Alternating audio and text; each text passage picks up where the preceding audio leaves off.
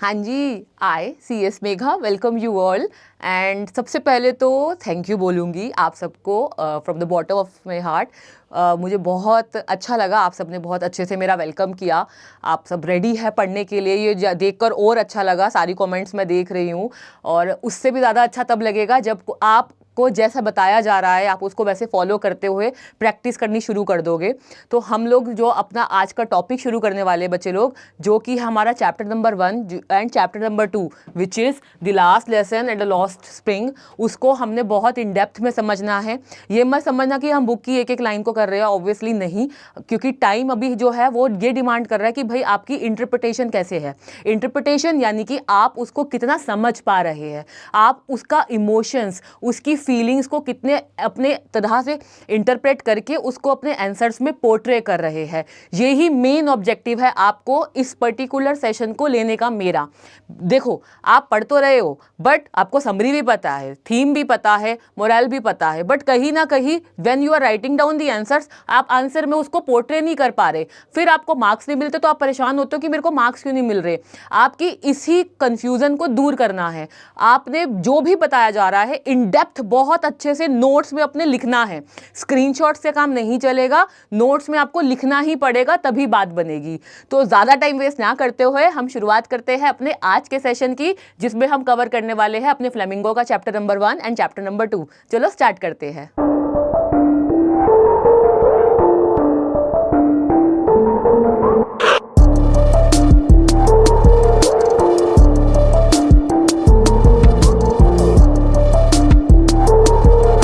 हाँ जी बच्चों, हमारा जो फर्स्ट चैप्टर है वो है आप लोगों का द लास्ट लेसन। तो जरा समझते हैं, ये एग्जामिनेशन पॉइंट ऑफ व्यू से भी बहुत इंपॉर्टेंट है। और यस, क्योंकि आपका फर्स्ट चैप्टर है तो आपने अप्रैल में बहुत स्टार्टिंग में इसको पढ़ा होगा, फिर आपके टर्मिनल्स होए, कहीं ना कहीं हम भूल जाते हैं। आज हम इसको जो समझने की कोशिश करेंगे एक अलग तरीके से समझेंगे, क्योंकि हमें मार्क्स फुल चाहिए। वो तभी आ पाएंगे जब आपके आंसर की क्वालिटी होगी। वो तभी होगी जो सिर्फ आप समरी से काम नहीं चलेगा।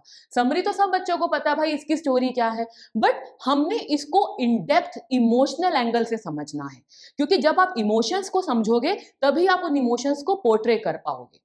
आप इन पूरी दोनों चैप्टर्स में, क्या इनफैक्ट पूरी बुक जब भी हम जो भी रिवीजन करेंगे, आप उसमें देखोगे हम ऑथर के बारे में भी समझने की कोशिश करेंगे। एग्जाम में ऑथर के बारे में आएगा नहीं, लेकिन आपको उसका बैकग्राउंड पता होगा, तभी आपको उनकी स्टेट ऑफ माइंड पता चलेगी कि भाई किस पर्पस से ये चैप्टर लिखा गया है। ये सबसे इंपॉर्टेंट है।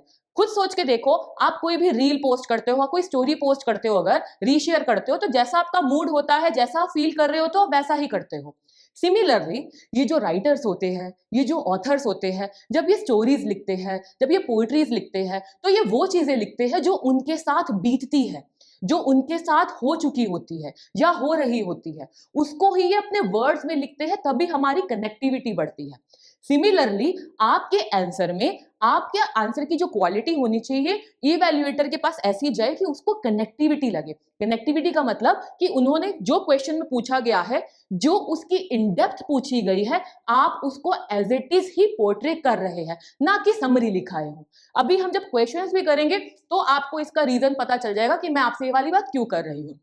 तो हम शुरुआत करेंगे चैप्टर की, द लास्ट लेसन की, जिसको लिखा है, ऑथर है आपके अल्फोंस डॉडेट। अब यहाँ पर ये समझ लो, अगर आपको long answer type answer question आया, तो ऐसे क्वेश्चन में आपको क्या करना है, try to write down the name of the author. Author का नाम लिखो और आपको चैप्टर का नाम लिखो। इससे क्या होता है, जब पेपर चेकिंग होती है तो आपका एक इंप्रेशन जाता है, हाँ बच्चे ने इन डेप्थ स्टडी किया। अब इसका मतलब ये नहीं कि सारे लर्न करने बैठ जाओ या कुछ, मैं पढ़ाऊंगी, बार बार नेम्स ले रही हूँ, तो आप ऑटोमेटिकली आपके माइंड में वो नेम हो जाएगा, उसकी टेंशन मत लो। बट मुझे मेरे आंसर की वैल्यू बढ़ानी है, क्योंकि बच्चों को आंसर लिखने में प्रॉब्लम होती है। वो समरी लिखाते हैं, बट देखते तो मार्क्स नहीं आए हुए, सेंटेंस नहीं बनाना आ रहा होता, एक्यूरेसी नहीं आ रही होती, हर वो चीज आपको अवॉइड करनी है। तो जो जो भी टिप्स और ट्रिक्स बता रही हूँ ना, साथ साथ करते रहो। नोटबुक और पेन लेके बैठना टाइम पास के लिए क्लास सुन लेंगे या कुछ कर लेंगे, नहीं, ये क्लास उस पर्पस के लिए नहीं है, फुल स्कोर के लिए है, मेहनत के लिए है। नोटबुक लेके बैठो, पेन लेके बैठो, तब तक मैं इसको रीड आउट कर रही हूँ, read out in the sense समझा रही हूँ, अपना ये वाला काम कंप्लीट करके बैठो। तो देखो बच्चे, आपका जो चैप्टर का नाम है द लास्ट लेसन, आखिरी लेसन, नाम से कुछ समझ पड़ रहा है कि शायद ये लास्ट चैप्टर है, शायद किसी स्टोरी का लास्ट पार्ट है, तो कहीं ना कहीं चैप्टर के नेम से ही हमारे को कनेक्टिविटी होगी कि कुछ ऐसा है जिसका क्या होने वाला है, जिसका एंड होने वाला है। ये हमारा आता है जब हमसे कंक्लूजन में होता है। तो ओके, कुछ ऐसा है जिसका एंड है, तो वो क्या है, ये हमारे अंदर एक क्यूरियोसिटी बढ़ती जा रही है। तो देखें जरा क्या है। तो पहले जरा ऑथर के बारे में समझते हैं। ऑथर ने ये स्टोरी तो लिखी है, तो वो किस स्टेट ऑफ माइंड में लिखी है। क्योंकि आपको एक चीज तो समझ आ गई कि जब भी लिखा जाता है कोई भी चीज, कोई भी नॉवल, कोई भी स्टोरी, तो कहीं ना कहीं ऑथर उससे रिलेट कर रहा होता है। तो देखो, अल्फोंस जॉर्डेट जो 1840 से लेकर 1897 तक की बर्थ थी उनकी, वॉज फेमस फ्रेंच नॉवलिस्ट। तो वो कहाँ के नॉवलिस्ट थे? फ्रांस के नॉवलिस्ट थे। वो एक फ्रेंच नॉवलिस्ट थे और वो शॉर्ट स्टोरी राइटर थे। वो शॉर्ट स्टोरीज लिखते थे।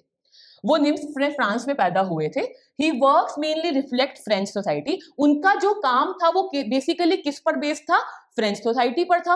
अरे भाई, जहां के वो नेटिव है, जहां पर वो पैदा हुए हैं, जहां के वो है, वो वही के बारे में तो लिखेंगे। अगर मैं आपसे बोल दूं आप इंडिया के बारे में बताओ, इंडिया का ये, इंडिया का वो, तो आप तभी तो लिखोगे क्योंकि आप यही के हैं।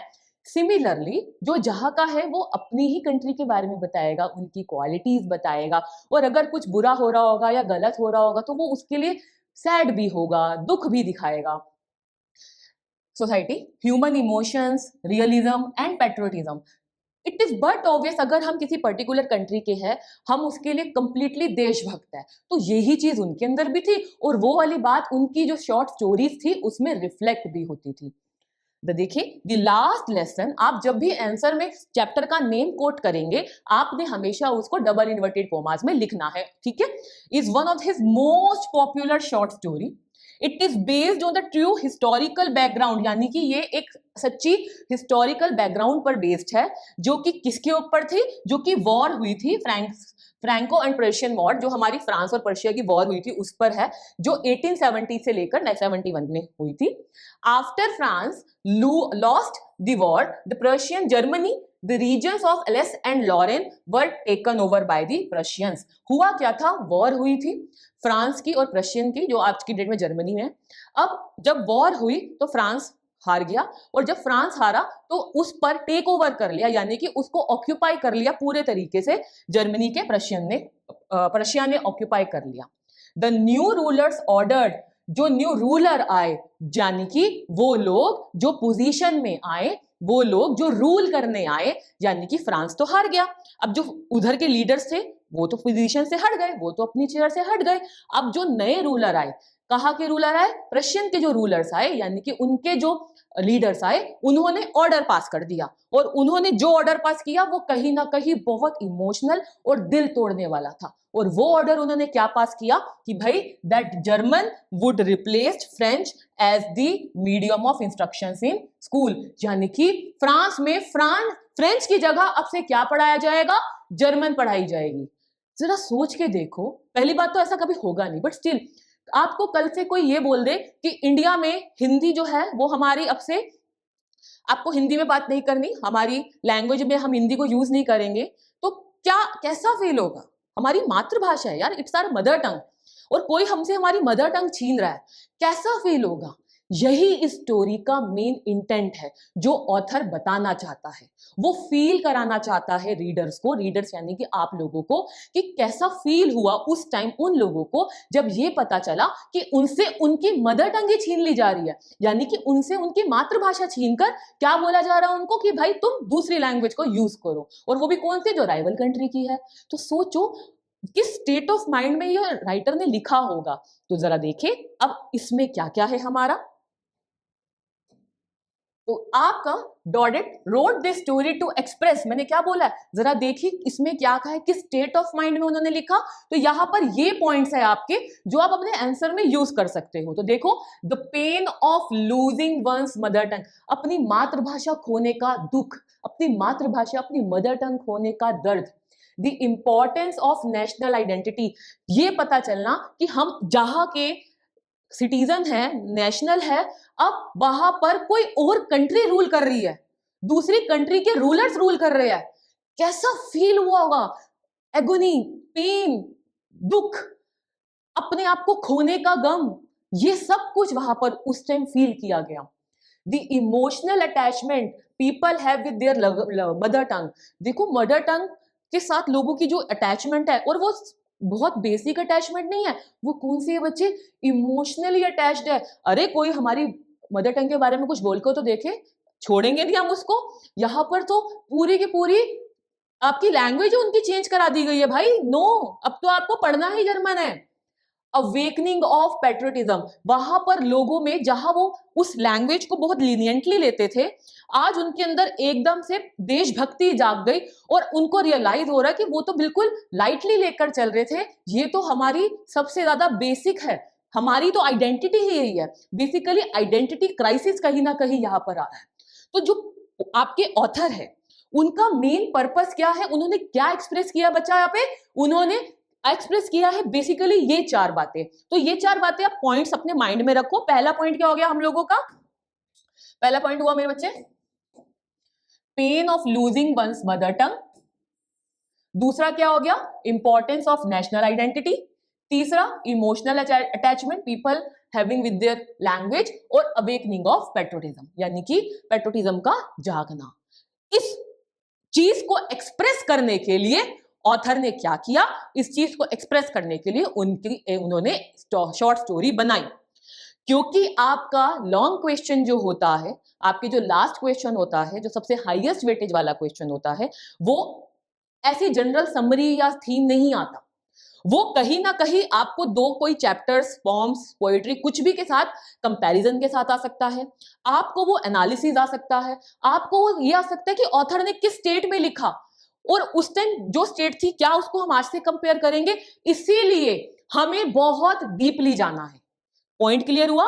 ये जो हम तैयारी कर रहे हैं, ये हम अपने लॉन्ग आंसर के लिए कर रहे हैं। भाई हमसे तुम कहीं से कुछ भी पूछ लो, कहीं से इन द सेंस सिलेबस के पार्ट से ही कुछ भी पूछ लो, मेरी तैयारी पक्की है। ठीक है जी, चलो जी, ये की पॉइंट्स है बच्चे, इनको अच्छे से ध्यान रखना। उसके बाद हमारा आता है हिस्टोरिकल बैकग्राउंड, क्योंकि हो सकता है आपको कोई क्वेश्चन हिस्टोरिकल बैकग्राउंड पे आ जाए या कुछ। तो देखो, वॉर हुई थी फ्रांस और फ्रैंको और प्रशियन वॉर हुई थी 1870 से 1871। ये आप एग्जैक्ट स्पेलिंग कोट कर दोगे ना, मतलब क्वेश्चन अगर पूछा गया हो तो आपको अच्छी वेटेज मिलेगी। France was defeated by Prussia, जो फ्रांस था वो प्रशिया से डिफीट हो गया। Alsace and Lorraine were captured, ये जो 2 बेसिकली स्टेट्स थे वहां पर उधर वो कैप्चर कर लिए थे जर्मनी ने। फ्रेंच लैंग्वेज को कंप्लीटली बैन कर दिया गया और क्या बोला गया, अब से क्या पढ़ी जाएगी, जर्मन पढ़ी जाएगी। और जर्मन बिकेम कंपल्सरी, जर्मन को कंपल्सरी कर दिया गया। ये मेन हिस्टोरिकल बैकग्राउंड है इस चैप्टर का। अब इसको स्टोरी में बनाया गया है। ये बच्चे, ये जो लाइन है यहाँ पर, ये एक इंपॉर्टेंट लाइन है, तो आप अपने नोट्स में इसको लिख लो। Language was use as a tool of control. यहां पर ना जैसे ही जीते वॉर जर्मन प्रशियंस, उन्होंने अपना होल्ड दिखाने के लिए, लोगों में अपना दबदबा दिखाने के लिए क्या किया, सबसे पहले तो भाई इनसे इनकी लैंग्वेज छीनो। तुम वही करोगे, तुम वही पढ़ोगे जो हम चाहेंगे, जो हमारी है। तो देखो, पावर ऑफ लैंग्वेज। एक रूलर पावर में आके उसने अपनी लैंग्वेज को लाकर दूसरी लैंग्वेज को छीनने की कोशिश की और की। This is what this chapter is all about. Connect with the chapter, connect with the emotions. देखो, language was used as a tool of control. Language को कंट्रोल का एक टूल, हथियार की तरह यूज किया जाता था।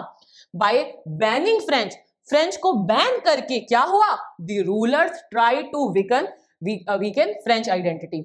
उन्होंने फ्रेंच की जो आइडेंटिटी है उसको कमजोर करने की कोशिश की। Obviously, it is but obvious.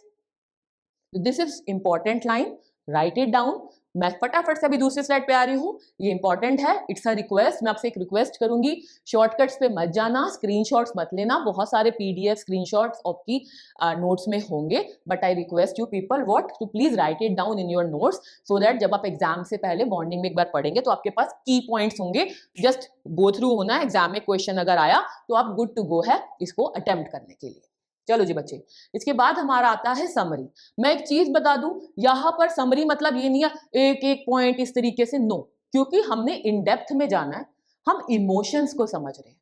तो ये जो समरी है आपकी इमोशनल पॉइंट ऑफ व्यू से है सब कुछ, बट एक कनेक्शन, एक कनेक्टिविटी के अकॉर्डिंगली। तो देखो, फ्रेंड्स, फियर एंड केयरलेसनेस। यहाँ पर आपकी ये जो समरी है उसमें जो सबसे पहला मैंने डिवाइड किया है वो हमारे को बताया गया है, फ्रेंड्स जो था एक बच्चा, उसका डर और उसकी केयरलेसनेस। वो क्या, उसका डर क्या था और वो केयरलेसनेस क्या थी। इस पहले पार्ट से रिलेटेड आपको कोई भी पेपर में क्वेश्चन आया आप इजीली कर लोगे। अगर फ्रेंड्स के पार्ट से आया तो इसके बाहर से आपका नहीं आएगा। एक चीज समझो, इसमें हमारे को अलग अलग स्टेट ऑफ माइंड बताया। फ्रेंड्स, एक बच्चा जो कि बहुत घबराता था आपकी ग्रामर पोर्शन से, आप बेसिकली फ्रेंच के, और वो स्कूल जाने से डरता था, घबराता है। आप भी ऐसे हो, यार इंग्लिश का टेस्ट है, ग्रामर मुझे नहीं आती, मैं नहीं जा रहा या मैं नहीं जा रही, तो हम बहुत लाइटली लेते हैं। लेकिन जब रियलाइज हुआ कि आज के बाद से तो कल हमने अपनी मदर लैंग्वेज, अपनी मदर टंग पढ़नी ही नहीं है, तो वो जो फीलिंग आती है, वो केयरलेसनेस एक रिग्रेट में बदल जाती है। काश मैंने पढ़ लिया होता, मैंने क्यों नहीं पढ़ा, मैंने क्यों कद्र नहीं की। हमारे पास जब कोई होता है ना, जब कोई चीज होती है, हम कद्र नहीं करते, वैल्यू नहीं करते। जब वो चली जाती है, जब छिन जाती है ना, देन वी रियलाइज यार मेरे को इतना कुछ था, मैंने उसकी वैल्यू क्यों नहीं की। यहाँ पर आपका केयरलेसनेस किस में बदलती है, उसकी आगे चल के रिग्रेट में। सेम गोज विद यू, अभी इन डेप्थ पढ़ लो, लास्ट मोमेंट पे ये ना लगे काश मैंने थोड़ा सा डीपली पढ़ लिया होता। ठीक है, चलो। The last lesson is set during the Franco-Prussian war. ये कब बनी थी, ये कब हुई है, हमारी फ्रैंको-प्रशियन वॉर के टाइम पर ये लास्ट लेसन लिखा गया था, जो कि 1870 से 1871। मुझे लग रहा तुम्हें तो मैं बताते बताते ही तुम्हें याद भी हो गया होगा, और अभी बहुत बार आएगा, रिपीटेटिवली ये लाइंस आती रहेंगी इंटेंशनली, सो दैट आंसर में आप इसको लिख लो अगर आपके सेट में पेपर में क्वेश्चन आए। When France was defeated by Prussia, जो फ्रांस था वो प्रशिया से डिफीट हो गया। After the defeat, the French districts of Alsace and Lorraine came under Prussian control। जो फ्रेंच डिस्ट्रिक्ट थे वो प्रशियन कंट्रोल में आ गए और वहां पर ऑर्डर इशू कर दिया गया। जो वहां के रूलर्स थे, ये वर्ड जरूर लिखना बच्चे, जो वहां के रूलर्स थे उन्होंने ऑर्डर इशू कर दिया from Berlin that from the next day only, मतलब आज जीते हैं और अगले दिन से ही, ओनली मतलब देखो कितना बड़ा वर्ड है यहाँ पर, ओनली, नेक्स्ट डे से ही क्या हो जाएगा, German would be taught in schools. Schools में क्या पढ़ाई जाएगी, जर्मन पढ़ाई जाएगी। And French would be completely banned, और फ्रेंच पूरी तरीके से बैन कर दी जाएगी।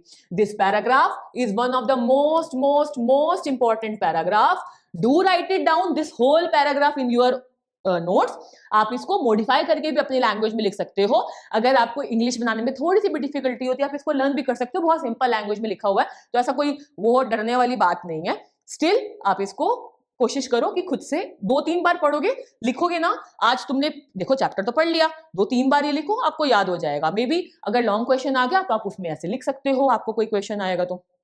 देखिए, the story is narrated by a young school boy. ये जो स्टोरी है ना, ये नरेट कौन कर रहा है, एक यंग स्कूल बॉय। तो यहां पर ये इसलिए बताया जा रहा है कि भाई कल को आपको बुक का कोई भी सीन पैसेज आ गया, कोई भी एक्सट्रैक्ट आ गया, तो उसमें अगर आई करके आ रहा होगा तो आप समझ जाओगे कि फ्रेंड्स ने बोला है। उस स्कूल बॉय का नाम क्या है, फ्रेंड्स। एक सुबह की बात है, one morning he wakes up late and got and is scare to go to school. एक दिन वो सुबह लेट उठा और वो स्कूल जाने से बहुत डर रहा है। क्यों डर रहा है, देखो भाई, because he has not prepared his lesson on participles। उसने अपने लेसन को प्रिपेयर नहीं किया था पार्टिसिपल्स के, जो वहां की लैंग्वेज थी उसकी ग्रामर में। On his way to school, he notices a crowd in front of the town hall's bulletin board। जब वो स्कूल की तरफ जा रहा था ना, उसने नोटिस किया बहुत सारी भीड़ खड़ी है। कहां पर खड़ी है, टाउन हॉल के वहां पर एक बुलेटिन बोर्ड था। जैसे हमारे स्कूल्स में नोटिस बोर्ड होता है ना, वैसे ही एक बुलेटिन बोर्ड था जहां पर कुछ भी होता था तो वहां पर पोस्ट कर दिया जाता था, बेसिकली वहां पर पेस्ट कर दिया जाता था। अब जब वो जा रहा था तो उसने देखा बुलेटिन बोर्ड के वहां तो बहुत भीड़ खड़ी है, which usually displays important news. वो बुलेटिन बोर्ड क्या करता था, इंपॉर्टेंट न्यूज डिस्प्ले करता था। Friends is curious and slightly anxious about the news. अब फ्रेंड्स भी जानना चाहता था ऐसा क्या है, वो क्यूरियस भी हो रखा था और उसको बड़ी एक्साइटमेंट, बड़ा एंशियस हो रहा था। अरे इतनी पब्लिक, इतनी भीड़, ऐसा क्या है उस बुलेटिन बोर्ड में, ऐसा क्या न्यूज आई है भाई। जब वो पहुंचा, अब वहां तक तो ठीक था, व्हेन हिज, अब वो क्या हुआ बेटा, इसके बाद ना आपको बताती हूँ, इसके बाद ना वो बुलेटिन बोर्ड के वहां पर जैसे ही जा रहा था, देख रहा था, तो उसने देखा कि भाई जा रहा है, तो वॉचरमैन था वहां पर, उसने उसको टोका, आज जल्दी मत करो, आराम से जाओ। तो उसको ना समझ नहीं आया ऐसा उसको क्यों बोला जा रहा है। अब वो जब चला स्कूल की तरफ अपनी बढ़ा, इस बारी जब वो स्कूल पहुंचा ना, तो स्कूल का जो एनवायरनमेंट था, जो हमेशा शोर शराबा होता था, बच्चे खेल रहे होते थे, इस बार वो कंप्लीटली चेंज्ड था। हुआ क्या, क्यों हुआ, स्कूल में क्यों चेंजेस आ गए? मैं सुबह उठी, मैं अपना स्कूल जाना है, मैं डर रही हूँ, मेरा एग्जाम मतलब मेरे प्रिपेयर नहीं किया, मेरा टेस्ट है और मेरे को अपनी प्रिपरेशन कंप्लीट नहीं की, और जब मैं पहुंची स्कूल पहुंच के देख रही हूँ आज बिल्कुल शांति। क्या वो स्कूल खुला भी है? स्कूल में तो हमेशा शोर शराबा होता है, कुछ ना कुछ खेल रहे होते हैं, कुछ ना कुछ होता है, ऐसा क्या हुआ? तो यहाँ से अब स्टोरी आगे बढ़ती है। When he reaches his classroom, he finds a strange and unusual atmosphere. उसने बहुत ही strange और ऐसा एटमॉस्फेयर देखा जो अनयूजुअल था, यानी कि रोजमर्रा में ऐसा नहीं होता था। The classroom is very quite. ध्यान से, ये बहुत इंपॉर्टेंट है। आज क्लासरूम जो थी वो बहुत क्वाइट थी, शांत थी। हिज टीचर, उसके जो टीचर थे, फ्रेंच के टीचर थे जिनका नेम था एम हेमेल, वो यूजुअली जो कपड़े पहनते थे नॉर्मल वाले, नॉर्मल जैसे जो कैजुअल वो अपने फॉर्मल्स पहनते थे, आज उन्होंने वो नहीं पहना हुआ था। Is dressed in his best clothes, वो अपने बेस्ट क्लॉथ्स में थे। उन्होंने क्या पहना हुआ था? Green coat, frilled shirt and black silk cap. उसने उनको इस तरीके के फुल अटायर में पहली बार देखा था, as if it is a special occasion, जैसे कि कोई फंक्शन वगैरह हो, कोई स्पेशल ओकेशन हो। Even the village elders like the former mayor, postmasters and the other respected citizens are sitting on the back benches. मतलब क्या, उस पर्टिकुलर दिन एक तो स्कूल शांत, क्लासरूम शांत, एम हेमल बहुत अलग तरीके के कपड़े पहन के आए हुए हैं, और उस क्लासरूम में बैक बेंचेस पे, मतलब बैक पर स्टूडेंट्स तो थे ही थे आगे, स्टूडेंट्स के अलावा कौन कौन से लोग थे? विलेजर्स थे। विलेजर्स में कौन कौन थे? चलो याद करते हैं।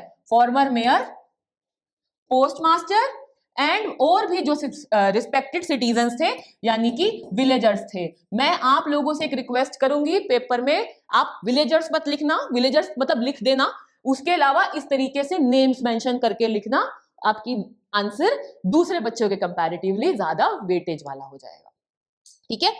फ्रेंड्स रियलाइजेस, फ्रेंड्स को रियलाइज हो रहा है भाई कुछ अनयूजुअल इज हैपनिंग, कुछ ऐसा है जो अनयूजुअल है, जो हो रहा है, होने जा रहा है। तो यहां पर तुम कुछ वर्ड्स भी सीखते जा रहे हो अनयूजुअल, तुमने नेम्स दिखे, फ्रेंड्स बहुत क्यूरियस था, एंक्शियस था। तो ये जो वर्ड्स है ना, अगर आपकी इंग्लिश बहुत स्ट्रांग नहीं भी है, स्टिल आप अपने आंसर में इनको लिखना, आपको अच्छे मार्क्स मिल सकते हैं। बट ऐसे ही नहीं घुसा दो कहीं पर भी, ये मैम ने बोला था ये वर्ड नहीं, जहां पर रिक्वायरमेंट होगी सिर्फ वहीं पे। इसके बाद आता है बच्चे, M Hamel then announces that this day will be the last French lesson in the village school. अब यहां पर एम हेमल ने बोला नहीं है, ध्यान से समझना, ये जो वर्ड है अनाउंस कर रहे हैं। अनाउंसमेंट का मतलब वो चीज फाइनल हो गई है, अनाउंस किया जा रहा है। अनाउंस तब होता है जब कोई ऑर्डर आता है, ऑर्डर आया होगा तो यानी कि कहीं ना कहीं वो पब्लिश हुआ होगा। अब जरा ध्यान से सोचो, फ्रेंड्स जो कि बुलेटिन टाउन हॉल से मतलब आ रहा था, बुलेटिन बोर्ड पर था, उसको कहीं ना कहीं क्लिक किया कि बुलेटिन बोर्ड पर जो न्यूज थी, वर्ड सारा ध्यान से सुन रहे हो, बुलेटिन बोर्ड पर, ये जो बुलेटिन बोर्ड था वहां पर, मैं बीबी लिख रही हूं, ठीक है, ये जो बुलेटिन बोर्ड था उस पर जो न्यूज थी, इसका मतलब वो न्यूज किस चीज से रिलेटेड थी? वो कोई ना कोई अनाउंसमेंट थी, और वो ही अनाउंसमेंट को कौन कर रहा है यहां पर? उसी अनाउंसमेंट को मिस्टर एम हेमल कर रहे हैं। और वो क्या अनाउंसमेंट है भाई? वो अनाउंसमेंट है हमारी कि अब से आज ये आपका फ्रेंच का लास्ट लेसन है विलेज स्कूल में, क्योंकि वो दो जो आपके प्लेसेस थे, उन दो जगहों पर किसने ऑक्यूपाई कर लिया था? प्रशियन ने, और उन्होंने ऑर्डर इशू कर दिया था कि with from next day only, क्या हो जाएगा? नेक्स्ट डे ओनली से ही वहां पर कंप्लीटली फ्रेंच बैन हो जाएगी और जर्मन लैंग्वेज पढ़ाई जाएगी, बोली जाएगी। Is the point clear? देखो कैसे कोरिलेशन हुआ। और आप देखोगे जब हम पढ़ भी रहे ना, आपको जो पीछे बताया था ऑटोमेटिकली वो लाइन कोरिलेट हो रहे हो और आप उसको समझ भी पा रहे हो, आंसर भी लिख लोगे। चल, from the next day German will be the only language. अब से कल से सिर्फ एक ही लैंग्वेज होगी, वो कौन सी होगी? German. The announcement shocks friends and the villagers. ये जो अनाउंसमेंट थी इसने पूरे तरीके से शॉक कर दिया। किसको शॉक कर दिया? विलेजर्स को भी और फ्रेंड्स को भी। Friends feels deep regret. अब आई कहानी यहां पर, जो फ्रेंड्स था अब उसको रिग्रेट, उसको गिल्ट सी हो रही है for neglecting his studies and not learning French seriously. उसको ये गिल्ट हो रही है कि उसने अपनी पढ़ाई को निग्लेक्ट क्यों किया, उसने फ्रेंच को सही से क्यों नहीं सीखा। मेरी मदर टंग आज के बाद से मेरे को पढ़ाई नहीं जाएगी, मेरे को तो अभी तक उसके रूल्स ही नहीं आते, मेरे को तो सही से पता भी नहीं है। तो यहां पर हुआ, he suddenly realises who is here? Friends. अब देखो, एक बार हमने फ्रेंड्स यूज कर लिए ना, उसके बाद हम नाउन की जगह पे हम प्रोनाउन यूज कर रहे हैं। अब आंसर में बता रही हूँ, बार बार आप फ्रेंड्स नहीं लिखोगे, नाउन करके और फिर आप ही करके लिखेंगे। He suddenly realises the importance of his mother tongue. एकदम से उसने रियलाइज किया उसकी मदर टंग की इंपॉर्टेंस एंड एजुकेशन, और एजुकेशन की इंपॉर्टेंस। और अब जहां वो एम हेमल से डरता था या कुछ था, अब वो ना उनको लाइक करने लगा। उनको लग रहा है यार ये लास्ट टाइम मैं इनको देख रहा हूँ, कल से ये नहीं होंगे। He even started liking M. Hamel and forgot all about his ruler and crankiness। यानी कि वो जैसे गुस्सा करते थे या डांटते थे या जो भी बिहेव करते थे वो सब भूल गया, और आज वो उसको उनको लाइक कर रहा है। वो लाइकिंग जो बच्चे यहाँ पर है ना, वो इनफैक्ट मिस करने में आ रही है कि भाई I won't be able to see him from tomorrow. ये तो मुझे मेरी मदर टंग सिखाते थे, ये तो इसमें परफेक्ट थे, अब क्या होगा? तो वो फीलिंग ऑफ रिग्रेट, ये सब उसके अंदर आने लगी। Again this is one of the most important paragraph. लिख लेना बच्चे, नोट्स में लिख लेना, बार बार बोल रही हूँ। अभी क्वेश्चन आंसर्स करेंगे ना तो आप कोरिलेट कर लोगे, ठीक है। और खासकर वो बच्चे जो इंग्लिश के सेंटेंस प्रॉपर्ली नहीं बना पाते, आप चाहो तो लर्न कर लो। आप लर्न क्या करेंगे, 3-4 बारी लिखोगे ना, आपको लर्न ऑटोमेटिकली हो जाएगा। कोई भाग भाग के पढ़ने की जरूरत नहीं है। रेगुलर क्लासेस आपकी बहुत इन डेप्थ चल रही है, तो आप क्लास में भी जितना पढ़ोगे वो हो जाएगा। और हाँ, क्वेश्चन आंसर्स आपको, इंपॉर्टेंट क्वेश्चंस, बेसिकली क्वेश्चंस का पीडीएफ आपको मिल जाएगा। उसकी लिंक इस वीडियो के लास्ट में होगी, मतलब वीडियो के डिस्क्रिप्शन बॉक्स में होगी। आप क्लिक करेंगे तो आपको ऑटोमेटिकली पीडीएफ के आप फोल्डर पे पहुंच जाएंगे, ठीक है जी। चलो जी, द लेसन बिगिंस। अब उस दिन तो एम हेमल का लास्ट लेसन था, आज वो लास्ट बार पढ़ा रहे थे क्योंकि कल immediately only German will be taught. तो देखो, friends notices that M Hamel teaches with unusual patience and emotions. आज उनका लास्ट लेसन था, वो बहुत अनयूजुअल वे में पढ़ा रहे थे। वो पढ़ाते हुए वो उनका इमोशंस को फील कर पा रहा था, जैसे आप अभी इस चैप्टर को फील कर पा रहे हो, सिमिलरली वो उनके इमोशंस को फील कर पा रहा था। He writes on the black board. उन्होंने ब्लैक बोर्ड पे लिखा। Explains grammar rules. उन्होंने ग्रामर के रूल्स बताए, समझाए। And reminds the students about the importance of French as their mother tongue. और बच्चों को, सबको, बच्चे यानी कि जो भी स्टूडेंट्स थे, सबको यहाँ पर ये बताया उनकी मदर टंग की इंपॉर्टेंस। पेट्रोटिज्म इधर आ गया, इधर, ठीक है। विच कैरीज देयर कल्चर। जो क्या कैरी करता है उनकी मदर टंग? कल्चर को कैरी करता है। रुको बच्चे, ये इंपॉर्टेंट है तो आप इसको लिख लेना। मैं इसको यहां से बना देती हूँ, ये इनफैक्ट इंपॉर्टेंट सारा ही है। इंपॉर्टेंस ऑफ, यहां से कर देते हैं, ठीक है। The importance of, just okay, done. The importance of French as their mother tongue which carries their culture, identity and freedom. It shows, कहीं ना कहीं इट शोज कि अब हम फ्री, मतलब फ्री इन द सेंस अब हम इंडिपेंडेंट नहीं है। इंडिपेंडेंट इन द सेंस हमारी कंट्री के रूलर नहीं है, हम पर कौन, हमारे स्टेट के रूलर नहीं है, हमारे स्टेट पर किसी और का रूल आ गया है और उन्होंने अपनी लैंग्वेज हम पर लगा दी है, ये जताते हुए कि तुम हमारे अंडर हो, तुम अब इंडिपेंडेंट नहीं हो, तुम अब कहीं ना कहीं कॉलोनाइज्ड हो और तुम्हें वो ही फॉलो करना होगा जो हम तुम्हें कह रहे हैं। M Hamel also mention that the language is the, ये देखो, की टू द प्रिजन। मतलब meaning that as long as people preserve their language, they preserve their freedom and identity। अगर तुम्हें आजादी चाहिए तो तुम्हें अपनी मातृभाषा की वैल्यू करनी होगी, क्योंकि तुम्हारी मदर टंग तुम्हारी आइडेंटिटी है, क्योंकि तुम्हारी मदर टंग तुम्हारा कल्चर बताती है, क्योंकि तुम्हारा मदर टंग तुम्हारी फ्रीडम बताती है। और मदर टंग क्या है आपकी, यहाँ पर की टू दी प्रिजन, यानी कि अगर आपने मदर टंग की अपने वैल्यू, अपनी कंट्री की वैल्यू नहीं की, तो आपको की टू दी प्रिजन यानी कि कैद, आपकी इंडिपेंडेंस जो छीन ली जाएगी, वहां तक पहुंचने में ज्यादा टाइम नहीं लगेगा। देखा, आगे देखते हैं। विलेजर्स दो older and not regular student, जबकि विलेजर्स एजिड भी थे और रेगुलर स्टूडेंट नहीं थे, वो पूरी की पूरी बात, पूरा लेसन बहुत अटेंटिवली सुन रहे थे।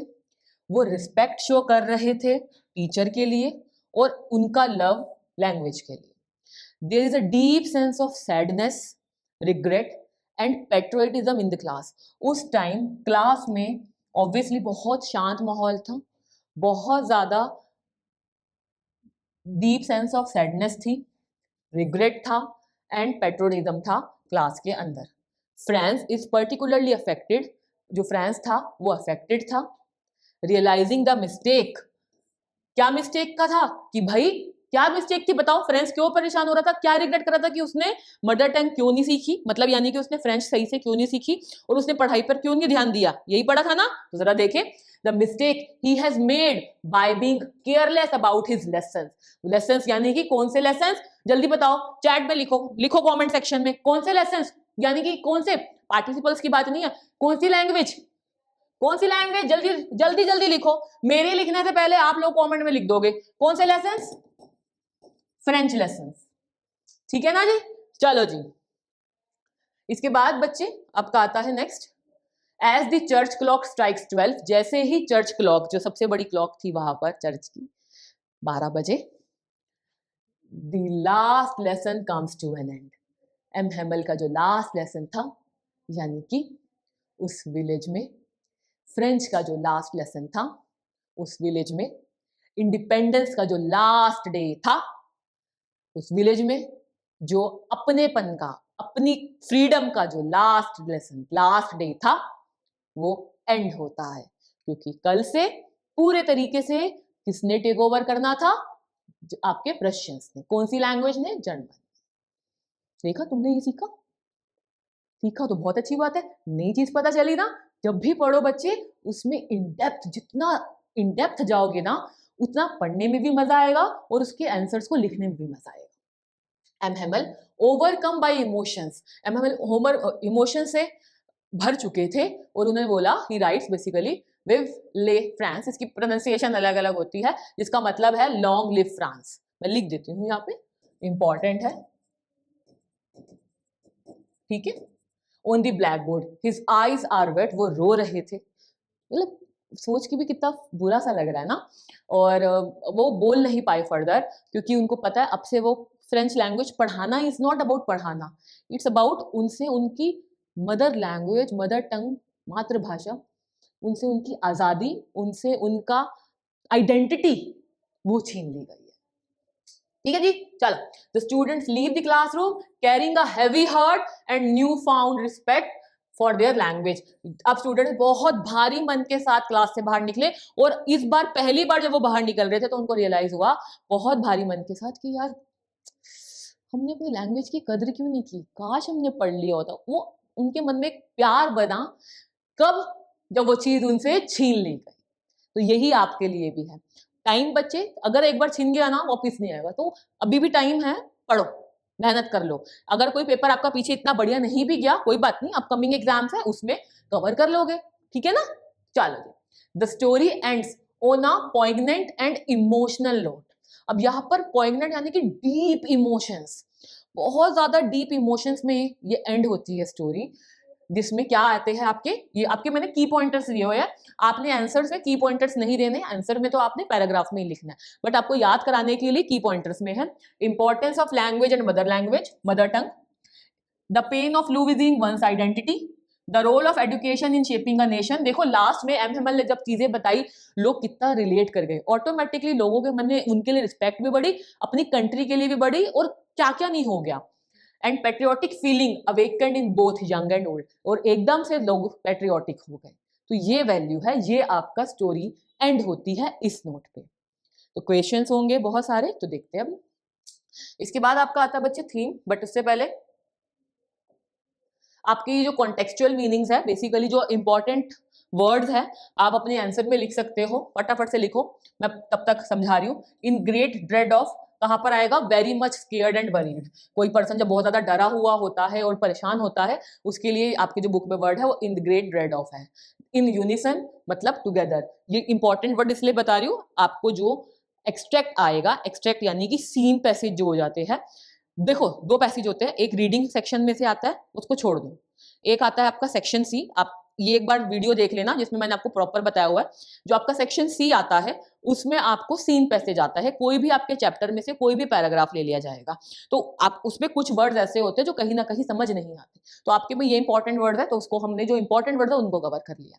इन यूनिसन यानी कि टुगेदर, काउंटेड ऑन इसमें आपका आ जाएगा डिपेंडेड, ठीक है, और ट्विन्ड अबाउट ये आपका है बाउंड राउंड समथिंग।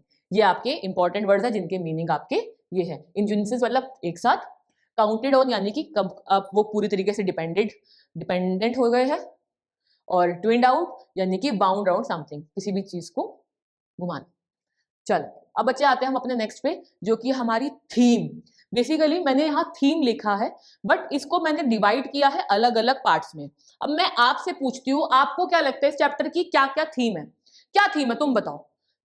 तुमने ऊपर पढ़ भी लिया, ठीक है, मैं रुक रही हूँ, वॉच तो अभी हाथ में है नहीं बट मेरे पास इधर है।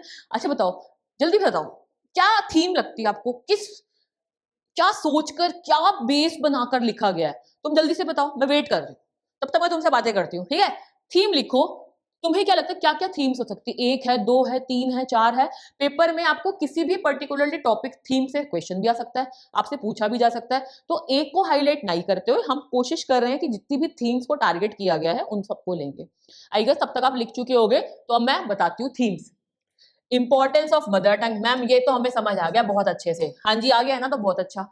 अब मैं आंसर कैसे लिखूंगी तो जरा देखिए। The last lesson revolves around the language. Obviously language को क्या कर दिया गया, बैन कर दिया गया। क्यों कर दिया गया, क्या दिखाने के लिए, पार दिखाने के लिए कि देखो हम कितने पावरफुल है। अब जर्मन ही यहाँ पे पढ़ाई जाएगी, जर्मन ही होगी, इससे आपका कंट्रोल चला गया है। ये हमने जो आपको पीछे लाइन लिखवाई थी यहाँ पर वही आ रहा है। And it importance to citizens of country, language is not just communication, it carries culture, tradition and identity. Losing language means losing identity. अगर आप लैंग्वेज को लूज कर रहे हैं इसका मतलब आप आइडेंटिटी, अपनी आइडेंटिटी को, अपने अस्तित्व को खो रहे हो, ये है इसकी थीम। इसके बाद देखेंगे बच्चे,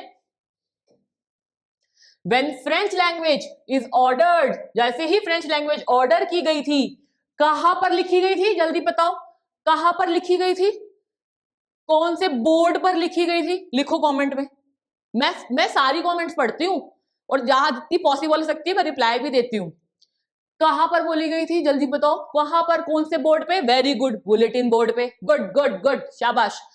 अब उस बुलेटिन बोर्ड पे ऑर्डर आया था, न्यूज एज अ न्यूज, क्या कि भाई इमीडिएटली कल से ओनली सिर्फ कौन सी लैंग्वेज होगी, जर्मन लैंग्वेज। फ्रेंच को इमीडिएटली क्या कर दिया गया है, बैन कर दिया गया है। Ordered to be replaced by Germans in Alsace and Lorraine, the people realized the true value of their mother tongue. France regrets not learning French seriously earlier. M. Hamel calls language, उन्होंने क्या बोला है language को, की to the prison. Language की कदर नहीं, अपनी वैल्यू की कदर नहीं, तो भाई की to the prison. Suggesting that as long as people preserve their language, they preserve their freedom. तुम अपनी लैंग्वेज को प्रिजर्व करके रख रहे हो, तुम उसकी वैल्यू कर रहे हो, तुम अपनी कंट्री की वैल्यू कर रहे हो, तुम्हारी फ्रीडम तुम्हारे साथ है। जहां तुम्हारी फ्रीडम गई, सबसे पहले तुम्हारी मदर टंग तुमसे छीन ली जाएगी, तुम्हारी मातृभाषा तुमसे छीन ली जाएगी। सोच के ही हमारे को गूज़बम्स आ रहे हैं, किसी की हिम्मत कैसे होगी हमसे हमारी मातृभाषा छीने, हमसे हमारी मदर टंग छीने। उनके साथ तो ऐसा हुआ, कैसा फील हो रहा होगा, ये है main. Thus, the last lesson emphasized that our mother tongue gives us identity. बार बार आएगा, लर्न करना है। पेपर में याद नहीं भी हो ना, मेरी आवाज तुम्हारे कानों में गूंजेगी, ठीक है। क्या एम्फसाइज कर रहा है, मदर टंग हमें क्या देती है, आइडेंटिटी देती है, डिग्निटी देती है, और हमें यूनिटी देती है। देखो लास्ट डे एम हेमल के लास्ट लेसन में क्या था, लास्ट डे एम हेमल के लास्ट लेसन में स्टूडेंट्स तो थे ही थे, फॉर्मर मेयर भी थे, विलेजर्स भी थे, लोग भी थे, क्या हुई, यूनिटी हुई, एक साथ हुई। यही चीज पहले हुई होती तो शायद ऐसा नहीं होता ना, इसका मतलब वो लोग एक नहीं थे। यहां पर ये समझने वाली बात है। Teaches us the value respect language before it's too late. अपनी वैल्यू कर लो, अपनी मदर टंग की वैल्यू कर लो, इससे पहले कि कहीं बहुत देर हो जाए। और वो फ्रांस में, एल्फ में और लॉरेन में हो चुकी थी। ठीक है, दूसरी थीम क्या है बच्चे, पेट्रोटिज्म। यहां पर देखोगे सेंट्रल थीम जो आपकी है वो पेट्रोटिज्म है, the last lesson by Alphonse Daudet. इसको मैं इधर ऐसे कर लेते हैं। M. Hamel shows deep love and devotion towards France and its language, even though in his last day at school he performs his duty with dignity. उन्होंने ऐसा नहीं किया आज फेयरवेल मना रहे हैं या कुछ करो, उन्होंने अपनी ड्यूटी प्रॉपरली डिग्निटी के साथ निभाई, डेडिकेशन के साथ निभाई। उनके इमोशंस जो थे, उनकी जो स्पीच थी वो बहुत अलग ही ब्यूटी की थी, बहुत अलग ही अनयूजुअल थी और जो पहले जैसे नहीं थी। और उनकी बातों ने बहुत क्या सब लोगों के मन पर एक बहुत गहरी छाप छोड़ी, एक्चुअली बहुत अफेक्ट किया। French language reflects his strong patriotic feelings. The villagers also attended the last lesson as a mark of respect for their mother tongue and their teacher. Their presence shows collective regret and love for their country. वो सब के सब एक साथ regret में थे कि काश हमने अपनी कंट्री के लिए सोच लिया होता, काश ऐसा ना हुआ होता। ठीक है, उसके बाद है बच्चे, the story conveys that it is the duty of every citizen to safeguard the language of their nation because language is the identity and soul of a country. Her citizen की ये ड्यूटी होती है अपनी language की रक्षा करे। क्यों? क्योंकि क्या है, टू सेफगार्ड देयर लैंग्वेज, अपनी कंट्री की रक्षा करे, सेफ करे। क्यों? क्योंकि नेशन की आइडेंटिटी और सोल क्या होती है उस कंट्री की, कौन होती है, उसकी लैंग्वेज। अब सोचो उस कंट्री में फ्रेंच पढ़ाई ही नहीं जाएगी तो क्या बचा उस कंट्री में लोगों का, इसका मतलब वो तो उनके गुलाम हो गए एक्चुअली में। When people protect their language, they protect their culture, unity and freedom. रिपीटिटिवली चीजें आ रही है, रिपीटिटिवली लाइंस आ रही है, अलग अलग तरीके से आ रही है। पेपर में कोई भी क्वेश्चन आ जाए, आपने डीपली पढ़ लिया है तो आप अटेम्प्ट उसको आराम से कर लोगे। 30-40 2 मार्क्स का आया तो 30-40 वर्ड्स में आपको लिखना होगा, ये लाइंस ही आपको 30-40 वर्ड्स में कंप्लीट हो जाएगी। Realisation and regret, realisation and regret from an important theme in the lesson, the last lesson by Alphonse Daudet. मतलब आप इस तरीके से इनका नाम और लेसन का नाम लिख सकते हो। At the beginning of the story French is careless and does not take his studies seriously. शुरू में क्या हुआ था, फ्रेंच ने पढ़ाई को सीरियसली नहीं लिया था और केयरलेस था। फिर ही प्रेफर्स प्लेइंग आउटडोर्स, वो बाहर खेलना पसंद करता था इंस्टेड कि वही लेसन को प्रिपेयर करे। हाउएवर, बच्चे जब ये हाउएवर आता है ना, जब हम किसी भी चीज का कॉन्ट्रास्ट करते हैं, कॉन्ट्रास्ट यानी कि किसी चीज के साथ हम कंपेयर करते हैं, ये आपका जब सीयूटी का पेपर होगा उसमें आपको ऐसे जब हम सेंटेंस स्ट्रक्चर करेंगे उसमें आता है, ठीक है ना। तो however when he learns that it is the last lesson, जब उसको ये पता चला कि ये आज लास्ट लेसन है फ्रेंच का और अब से फ्रेंच की जगह जर्मन को रिप्लेस कर लिया जाएगा, French in school, he suddenly realises the value of education. उसको अचानक से रियलाइज हुआ किसकी, वैल्यू ऑफ एजुकेशन और मदर टंग। तो यहां पर क्या रियलाइज हुआ, रियलाइजेशन क्या आ रहा है बच्चे, रियलाइजेशन आ रहा है वैल्यू ऑफ एजुकेशन और मदर टंग। ठीक है जी, चलो जी। फ्रेंड्स डीपली रिग्रेट्स, अब उसको बहुत डीपली मतलब बहुत ज्यादा दिल से, बहुत मन से रिग्रेट कर रहा है, wasting his time and not learning his language properly, कि भाई उसने टाइम वेस्ट किया और उसने लैंग्वेज को प्रॉपरली नहीं सीखा, प्रॉपरली नहीं किया। सिमिलरली अब विलेजर्स, उसी तरह विलेजर्स जो थे attended the last lesson also feels remorse for neglecting their language earlier. वो उस बात का रिमोर्स मतलब दुख व्यक्त कर रहे थे, they were showing their sadness, remorse that उन्होंने फ्रेंच को इतना इंपॉर्टेंस क्यों नहीं दी। एम हेमल ब्लेम कर रहे हैं खुद को, M Hemal blames himself for not being strict enough and for giving holidays to the students। वो खुद को इस बात के लिए ब्लेम कर रहे हैं। The story reinforces the universal truth. ये स्टोरी जो है ये यूनिवर्सल ट्रुथ बता रही है. अब ये ट्रुथ क्या है तो जरा देखें. That people often take valuable things for granted and realizes their importance only when they are about to lose them. लोग जो भी हमारे पास जरूरी चीजें होती है हम उनकी वैल्यू तब करते हैं जब या तो हम उसको खोने वाले होते हैं या खो चुके होते हैं. और ये एक सच है, आपके साथ भी हुआ होगा, है ना. चलो इस पे पर्सनल नहीं जाएंगे बट आते हैं. The pain and anguish of both the students and teacher highlights the powerful message. ये ना बच्चे इसमें ना इसको ये जो है यहां से ये जो पर्टिकुलर लाइन है ना यहां से यहां तक ये बहुत इंपॉर्टेंट लाइन है. ये मैं इसको अंडरलाइन कर रही हूं, लिख लो फटाफट,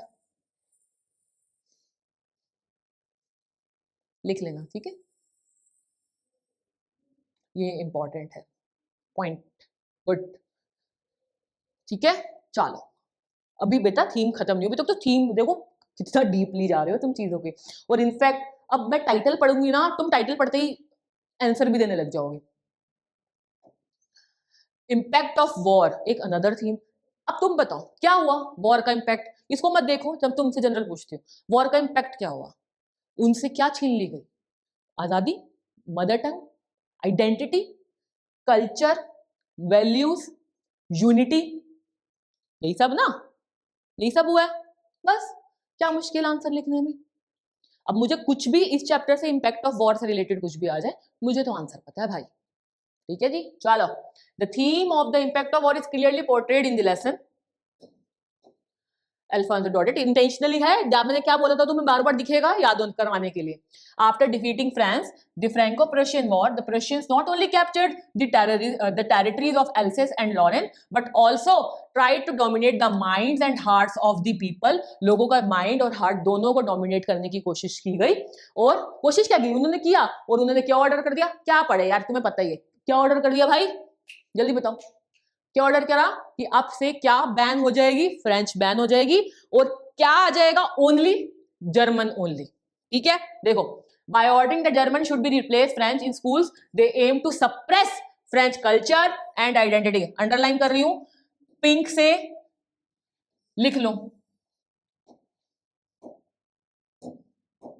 ये जो भी कलर है पिंक है या जो भी है व्हाटएवर द कलर इज. देखो French in schools they aim to suppress. क्या एम करा उन्होंने सप्रेस करने का, क्या दबाने का एम किया. उन्होंने दबाने का एम किया कि भाई फ्रेंच के कल्चर और आइडेंटिटी को दबाने का वो किया. कैसे, लैंग्वेज को बैन करके. ठीक है. The story shows that the war does not affect only soldiers.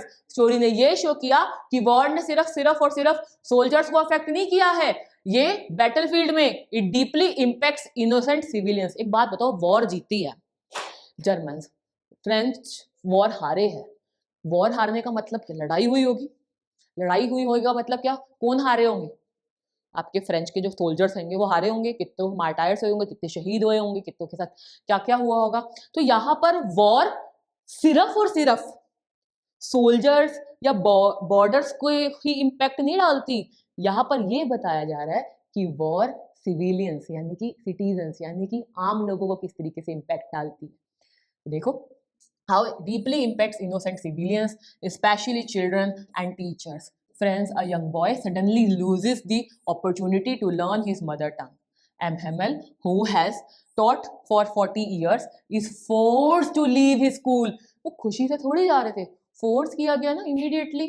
Forced to leave his school and his students, the villagers, also experience emotional pain and regret. This is again one of the most important paragraphs and very deep paragraph. Through this, the author highlights that the war destroys.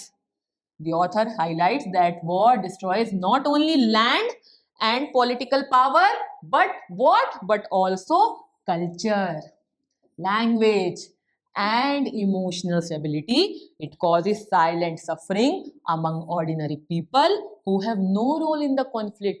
कि politics, power, leaders, इन लोगों की वजह से war हो रही है. आम आदमी की क्या गलती. वॉर हुई, सबसे पहले उन्होंने देखो उनके रूलर्स ने आते ही क्या करा, बैन कर दी. करके दिखाओ भाई, तुम्हारे को अपनी कल्चर पे वो है ना घमंड, लो जी तुम्हारे कल्चर को ही तुमसे छीन लेते, हम तुम्हारी लैंग्वेज ही तुमसे छीन रहे, करो जो। लड़ाई पॉलिटिशियंस की हो रही है, फंसता कौन है, पीसता कौन है, एक आम इंसान, बेचारे सोल्जर्स।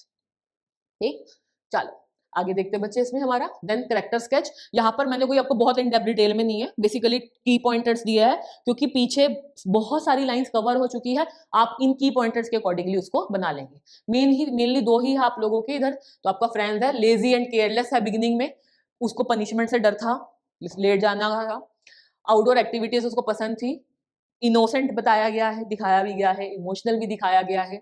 जैसे ही उसको पता चला कि भाई अब से लास्ट लेसन है या आज लास्ट डे है, अब कल से वो फ्रेंच सीखने को नहीं मिलेगी, एम हेमल चाहे स्ट्रिक्ट थे, उसका उसके मन में उनके लिए अब रिस्पेक्ट और प्यार बढ़ गया, feels guilty and ashamed, develops patriotism, represents young generation. तो ये सारी चीजें किस में आती है, ये सारी चीजें फ्रेंड्स के उसमें आती है। कंक्लूजन में क्या आया, friends changes from irresponsible boy to a mature and sensitive individual. यहाँ पर हमें ये बताया जा रहा है कि जो फ्रेंड्स है वो एक इमेच्योर और इररिस्पॉन्सिबल बॉय था, बट अब वो क्या हो गया है, एक सेंसिबल इंडिविजुअल में कन्वर्ट हो गया। उसके बाद आपका आता है एम हेमल, जो शुरू में दिखाया गया है strict but kind teacher, dedicated, कितने सालों से वो थे, 40 ईयर्स सर्विस करी उन्होंने, टू पेट्रियोटिक थे, पूरे तरीके से भक्त थे, अपनी कंट्री के देशभक्त थे, इमोशनल येट डिग्निफाइड, इमोशनल थे बट उन्होंने अपनी डिग्निटी मेंटेन करके रखी हुई थी। और दो लास्ट डे था वो इमोशनल बिल्कुल लास्ट में हुए, बट पूरा टाइम उन्होंने अपनी ड्यूटी प्रॉपर्ली उन्होंने निभाई, सिंबल ऑफ रेजिस्टेंस यानी कि कॉन्टिन्यूटी, एक डिग्निटी वो उस तरीके से सामने निकल कर आई। अब इसमें बच्चे आप लोगों का आता है सिंबलिज्म, यानी कि स्टोरी में कौन कौन से वर्ड्स ऐसे हैं जो कंपैरिजन कर रहे हैं, जो दिखा रहे हैं या बता रहे हैं, जो एक अलग लेवल पर आपकी स्टोरी को ले जाते हैं। तो यहाँ पर मेनली मैंने 4 को कवर किया है। बुलेटिन बोर्ड्स और भी होंगे जब हम मैराथन करेंगे उसमें, अभी अभी आप इनको टारगेट करके पढ़ेंगे। बुलेटिन बोर्ड में क्या आ रहा था, bad news and political control उसमें था। स्पेशल ड्रेस ऑफ एमएमएल जो कि क्या शो कर रही थी, अपनी कंट्री के लिए रिस्पेक्ट शो कर रही थी। विलेज एल्डर्स जो कि सारे के सारे क्या थे, कलेक्टिवली रिग्रेट में थे कि उन्होंने क्यों नहीं क्या किया, लैंग्वेज को समझा, अपने कल्चर को वैल्यू दी।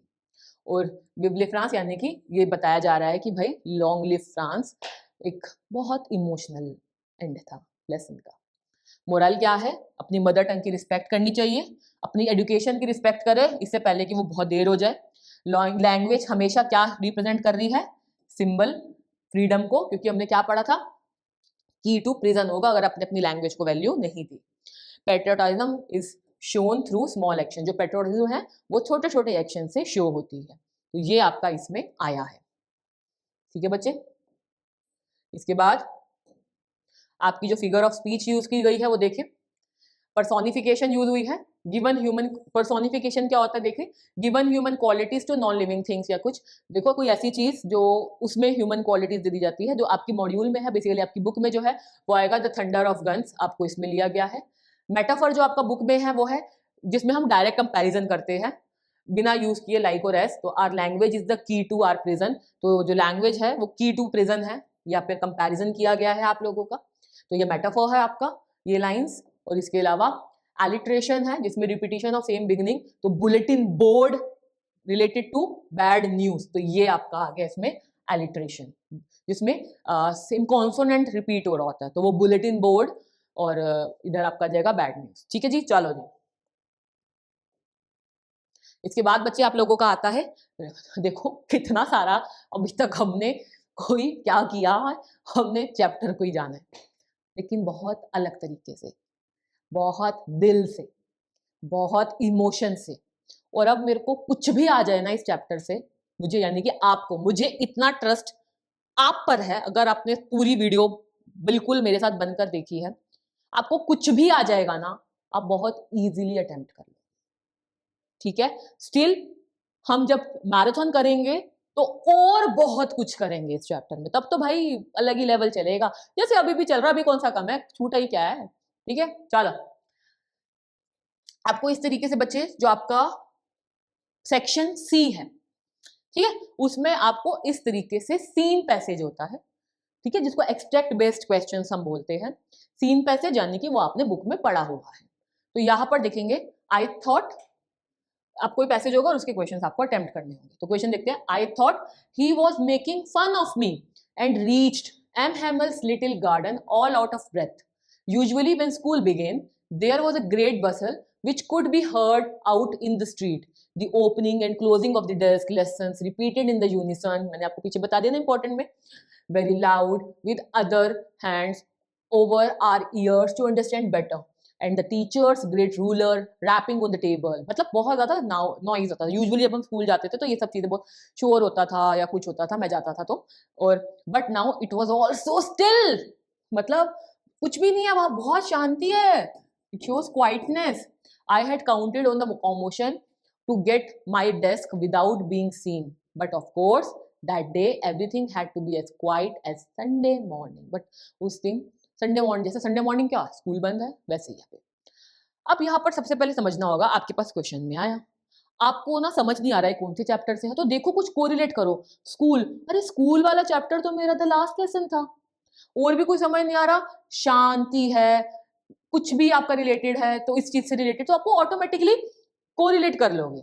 अब ये जो आई है, यहां पर आई, ये स्टोरी कौन नरेट कर रहा है? फ्रेंड्स। आपको पहली ही लाइन जब चैप्टर समझाया यही बताया, तो यहां पर देखेंगे आई जो है आपका वो फ्रेंड्स है। तो अब यार हम क्वेश्चंस को समझने की कोशिश करते हैं, बट उससे पहले मुझे ये लग रहा था कि वो मेरा मजाक उड़ा रहे हैं। ये कॉन्टेक्स्ट लिया गया है जब फ्रेंड्स लेट हो रहा होता है और बुलेटिन बोर्ड के वहां पर बहुत भीड़ होती है, तो जो वॉचरमैन होता है वो उसको रोकता है कि भाई ब्लैक स्मिथ जो, भाई रुक जा, कोई बात नहीं, जल्दी मत कर, आज से ऐसा कुछ नहीं होगा। तो वो लग रहा है वो वॉचरमैन उसका मजाक उड़ा रहा है कि वो स्कूल के लिए लेट हो गया तो उसका फन मनाया जा रहा है, बट एक्चुअली में ऐसा नहीं था, क्योंकि उनके अकॉर्डिंगली कल से तो फ्रेंच पढ़नी ही नहीं है, तो आज जाके तुम करोगे क्या? तो ये था आपका, ठीक है। तो ये ही इस पैराग्राफ में आपको बताया गया। तो देखो, what is the writer's purpose in narrating the story through friends as opposed to only writer's commentary. यहां पर सबसे पहली बात आपको यह आएगा कि भाई राइटर का पर्पस क्या था narrating the story through friends as oppose to only writer's commentary. पहले इस क्वेश्चन को पढ़ो और समझने की कोशिश करो।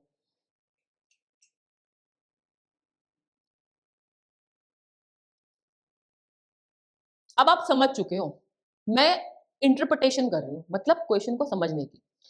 What is the writer's purpose, writer यानी कि author Alphonse, writer's purpose in narrating the story through friends. उन्होंने स्टोरी फ्रेंड्स के थ्रू क्यों बताई? As oppose to only writer's commentary. वो ये भी तो बता सकते थे, मैंने ये फेस किया, मैंने देखा एक बच्चा स्कूल जा रहा था, मैंने देखा टीचर ऐसे कर रहा था, वो ऐसे भी तो बता सकते थे। उन्होंने एक यंग बॉय को ही क्यों यूज किया, मतलब क्यों अपनी स्टोरी के नरेशन में लाए? अब इस क्वेश्चन का आंसर आप किस तरीके से अटेम्प्ट करेंगे ये देखेंगे। आप कोई इसमें कोई हमें कोई वर्ड लिमिट नहीं होती भाई कि 30-40 वर्ड्स में ही होना है। एक्यूरेसी इसमें हमारा मेन होता है, और हमें दिखाना है कि भाई हम तो बहुत परफेक्शन से लिख रहे हैं। तो आपका कैसे हो जाएगा? दी नरेशन, नरेशन यानी कि स्टोरी कौन नरेट कर रहा है? द नरेशन किसके थ्रू हो रही थी? एक यंग बॉय जो फ्रेंड्स था। तो मैं जब भी फ्रेंड्स को मेंशन करूं, मैं कोशिश करूंगी आंसर में मैं पहले यंग बॉय लिख दूं। चलो जी, the narration by young boy. कौन था वो young boy? Friends makes the story more. क्या लग रहा है आपको? स्टोरी कोरिलेट कर रहे हो ना? कोरिलेट क्यों कर रहे हो? रियल लग रही है ना? तो क्या लगा? Make the story more realistic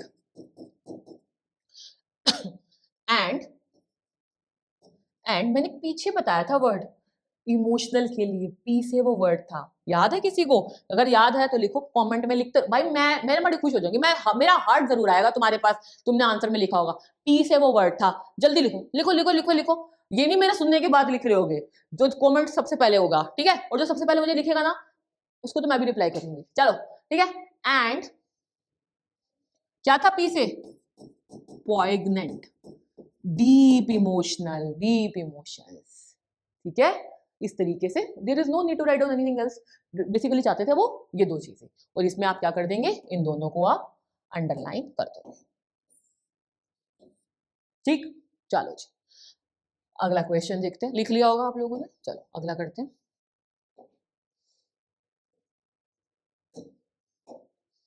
Select the correct option from the given bracket to fill in the blanks. After the starting of the school, there was much dash in this class.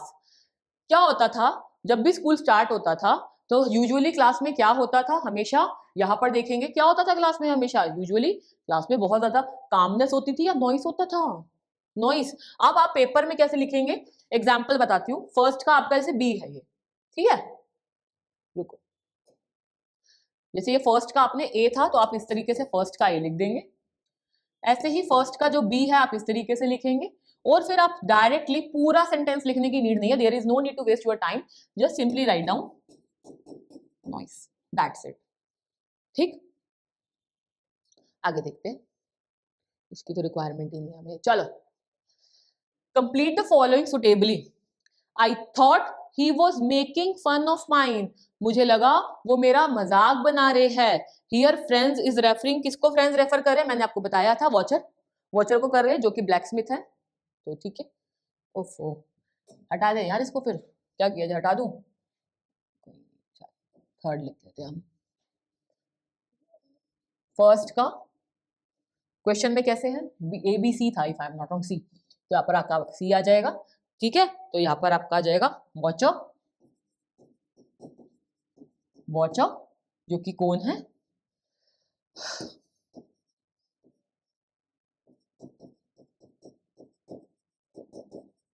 चलो ये भी हो गया। इसके बाद next question, did what inference can be drawn from the line but now it was all so still. आप इस line से क्या इन्फेरेंस यानी कि क्या मीनिंग निकाल पा रहे हैं, अब ध्यान रखो, इस तरीके से जो लाइंस होती है बच्चे, इसको हम कोट क्वेश्चन बोलते हैं, कोट लाइंस बोलते हैं। आपको ये एज इट इज लिखनी होगी जो भी आपकी लाइंस है, ठीक है।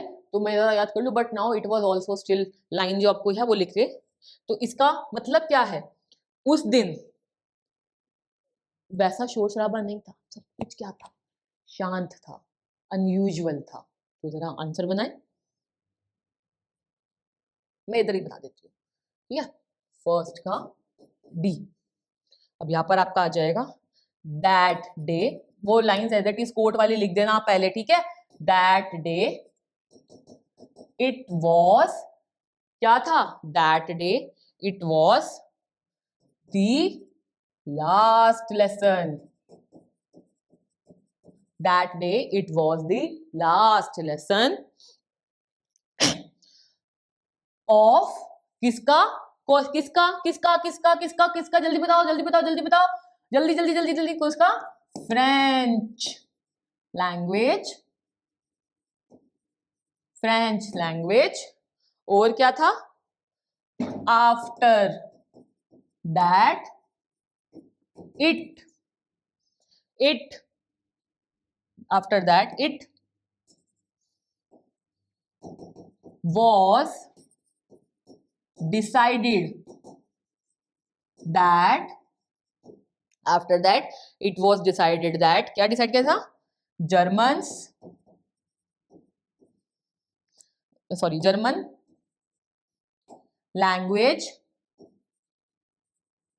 German language would be taught in, would be taught in the schools of, या स्कूल विलेज, ठीक है, schools of Alsace and Lauren.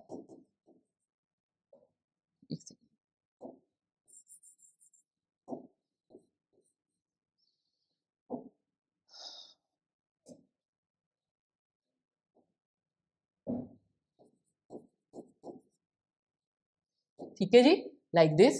उस दिन सब स्टिल था, रीजन था, सब कुछ शांत था, वो लास्ट डे था। चलो जी, उसके बाद हम आते हैं, जब मुझे जल्दी से लिख लो फटाफट, मैं पानी पी लूं, ठीक।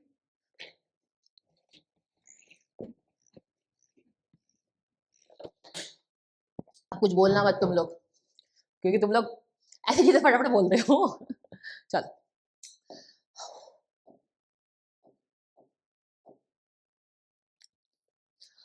Based on the context providing in the extract, still select the most likely figure of speech that writer has used to describe the atmosphere in the school. मैं आपको इसमें ना मैं थोड़ा सा फास्ट चलूंगी क्योंकि बहुत कुछ करना भी है हमने, तो मैं आपको जो मेन है उस पर देख, इसमें फिगर ऑफ स्पीच जो है बच्चे, आप लोगों की इसमें कौन सी फिगर ऑफ स्पीच को यूज किया गया है आप लोगों को वो देखना होगा। तो यहाँ पर देखो, atmosphere in the school, school का एटमोसफेयर कैसा था, पहले क्या होता था, बहुत ज्यादा नॉइजी था, नॉइज होता था, बट उस दिन क्या था, स्टिल था, काम था। तो यहाँ पर वो कंपैरिजन कर रहा है, कॉन्ट्रास्ट कर रहा है, तो बेसिकली हम उसको पढ़ते ही क्लियर हो गया, यहाँ पर कॉन्ट्रास्ट आएगा। जब वो कोई आपके सिमिलर वर्ड्स होते या ये सब होते तो उसमें होता है, क्योंकि अभी हमारे पास इतना टाइम है नहीं, आपको ना ज्यादा आपको नहीं पता तो आप फिगर ऑफ स्पीच की जो वीडियो है वो CUET आपका इंग्लिश का एक चैनल है आपका यहाँ का DC लाइन CUET, आपको उस पर मैं कोशिश करूंगी जितनी जल्दी से जल्द हो सके 2 से 3 दिन में मैं अपलोड कर दूंगी फिगर ऑफ स्पीच की वीडियोस, तो आप वहां पर उसमें देख लेना। हाँ, आपको सेंटेंस बनाने में प्रॉब्लम आती है तो वहां पर टेंसेस की वन शॉट है, बहुत इजी वे में मैं टेंस बता रखे हैं। DC लाइन CUET ऐप आपका जो चैनल है उस पर जाकर आप टेंसेस का वन शॉट देख लेना, आपके टेंसेस लाइफ में तुम टेंस में गलती नहीं करोगे, सेंटेंस बनाने में गड़बड़ नहीं करोगे, ठीक है, अच्छे से करना है। आगे बढ़ते बच्चा, हम लोग नेक्स्ट क्वेश्चन पे। I heard M. Hamill say to me, I won't scold you today, little friends. Go and sit quickly. Sit down quickly. I jumped over the bench and sat down at my desk. Not till then I noticed that our teacher had put on his beautiful green coat, his frilled shirt, and little black silk cap, which he never wore except जो उन्होंने कब वो except on inspection and prizes day. उस दिन क्या हुआ, जैसे ही मैं एंटर किया, मुझे जैसे ही मेरे को हेमल ने देखा, उन्होंने कहा बेटा, और क्योंकि मैं लेट था, क्लास चल रही थी, उन्होंने कहा बेटा डोंट वरी, मैं तुम्हें डांटूंगा नहीं, जाओ और अपनी सीट पर बैठ जाओ। कहता जैसे ही मैं सीट पर बैठा मैंने रियलाइज किया आज तो हेमल जो उनके सर थे, जो उनके टीचर थे, वो बहुत अच्छे कपड़े पहने हुए थे। वो यूजुअली वो तब पहनते थे जब स्कूल में कोई इवेंट होता था या स्कूल में कोई प्राइज देना है या कोई इंस्पेक्शन होने, उस टाइम वो पहनते थे। द क्लासरूम बहुत शांत थी। In the back rows wore except sorry the back rows were the villagers who had come to the attend the last French lesson। Back rows में पहली बार कौन थे, विलेजर्स आ रखे थे, बड़े बड़े मतलब बड़े ना ओल्ड एज पीपल आ रखे थे। It was so different from other days, दूसरे दिनों के मुकाबले बहुत अलग दिन था। नॉर्मली रूम वॉज नॉइजी होता था, डेस्क हमेशा शोर शराबा होता था, अब थेम थेम आवाजें अलग अलग रूम से आ रही होती थी, बट इस बार और क्या था, बिल्कुल अलग था। और एम हेमल पूरा टाइम टैप करते रहते थे शांत हो जाओ या कुछ, इस बार ऐसा कुछ भी नहीं था। But that day everything was silent. Comparison आ गया, and we all felt the same, unusual was happening. हम सबको लगा कि कुछ ना कुछ अनयूजुअल, हम सबको यही फील हुआ कुछ अनयूजुअल हुआ है। तो देखो, who is the speaker in the first line, इस फर्स्ट लाइन में आपके स्पीकर कौन है, I won't scold you today little friends. तो आपको समझ ही आ गया है क्या फ्रेंड्स नहीं, कौन था, एम हेमल ने उनको बोला कि भाई आज मैं तुम्हें नहीं डांटूंगा, तो I here is M Hamel. आपको fill in the blank complete करना है। After the start of the school the classroom was unusually, इस बार स्कूल स्टार्ट होने के बाद जो क्लासरूम था वो बहुत ज्यादा अनयूजुअली क्या था, नॉइजी बिल्कुल नहीं, क्वाइट था, बहुत शांति थी। Complete the following, I thought he was making fun of me. आपको ये कंप्लीट करना, मुझे लगा वो मेरा मजाक बना रहे हैं। ये पीछे आपको मैंने बता दिया है कौन मेरा मजाक बना रहे हैं, वॉचमैन आपका, और watcherman sorry, blacksmith. What is unusual about M Hamel's attire on this day, आज क्या अनयूजुअल था एम हेमल के अटायर में, क्योंकि आज उन्होंने अपना नॉर्मल कपड़े ना पहन के क्या पहना हुआ था, green coat, his frilled shirt and little black silk cap उन्होंने पहनी हुई थी, जो वो यूजुअली प्राइज डिस्ट्रीब्यूशन में या अपने इंस्पेक्शंस में पहनते थे। What is unusual about her? Who were sitting in the back rows of the classroom and why? Last में कौन बैठा हुआ था और क्यों बैठे हुए थे लास्ट में, जल्दी बताओ, पीछे कर लिया तुमने, मैं इसको रिपीट नहीं करूंगी। आपका फॉर्मर मेयर, विलेजर्स बैठे हुए थे, और क्यों बैठे हुए थे, क्योंकि वो लास्ट लेसन अटेंड करने आए थे और उनको रिग्रेट हो रहा था कि आज उनका ये लास्ट लेसन है फ्रेंच लैंग्वेज का। ठीक है जी, ये है आपका एक्सट्रैक्ट। ऐसे ही और एक्सट्रैक्ट भी प्रैक्टिस करने हैं आप लोगों ने आपके बुक के, कोई डाउट आता है कुछ है तो आप जरूर पूछ सकते हैं। अब मैं आपको क्या बताऊंगी बच्चे, इसके क्वेश्चन आंसर्स, हम थोड़े से क्वेश्चन आंसर्स को साथ में अटेम्प्ट करते हैं।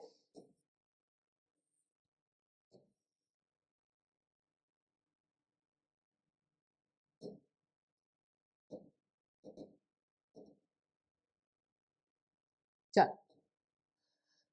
explain the inference that can be drawn from the line, will they make sing in German even the pigeons?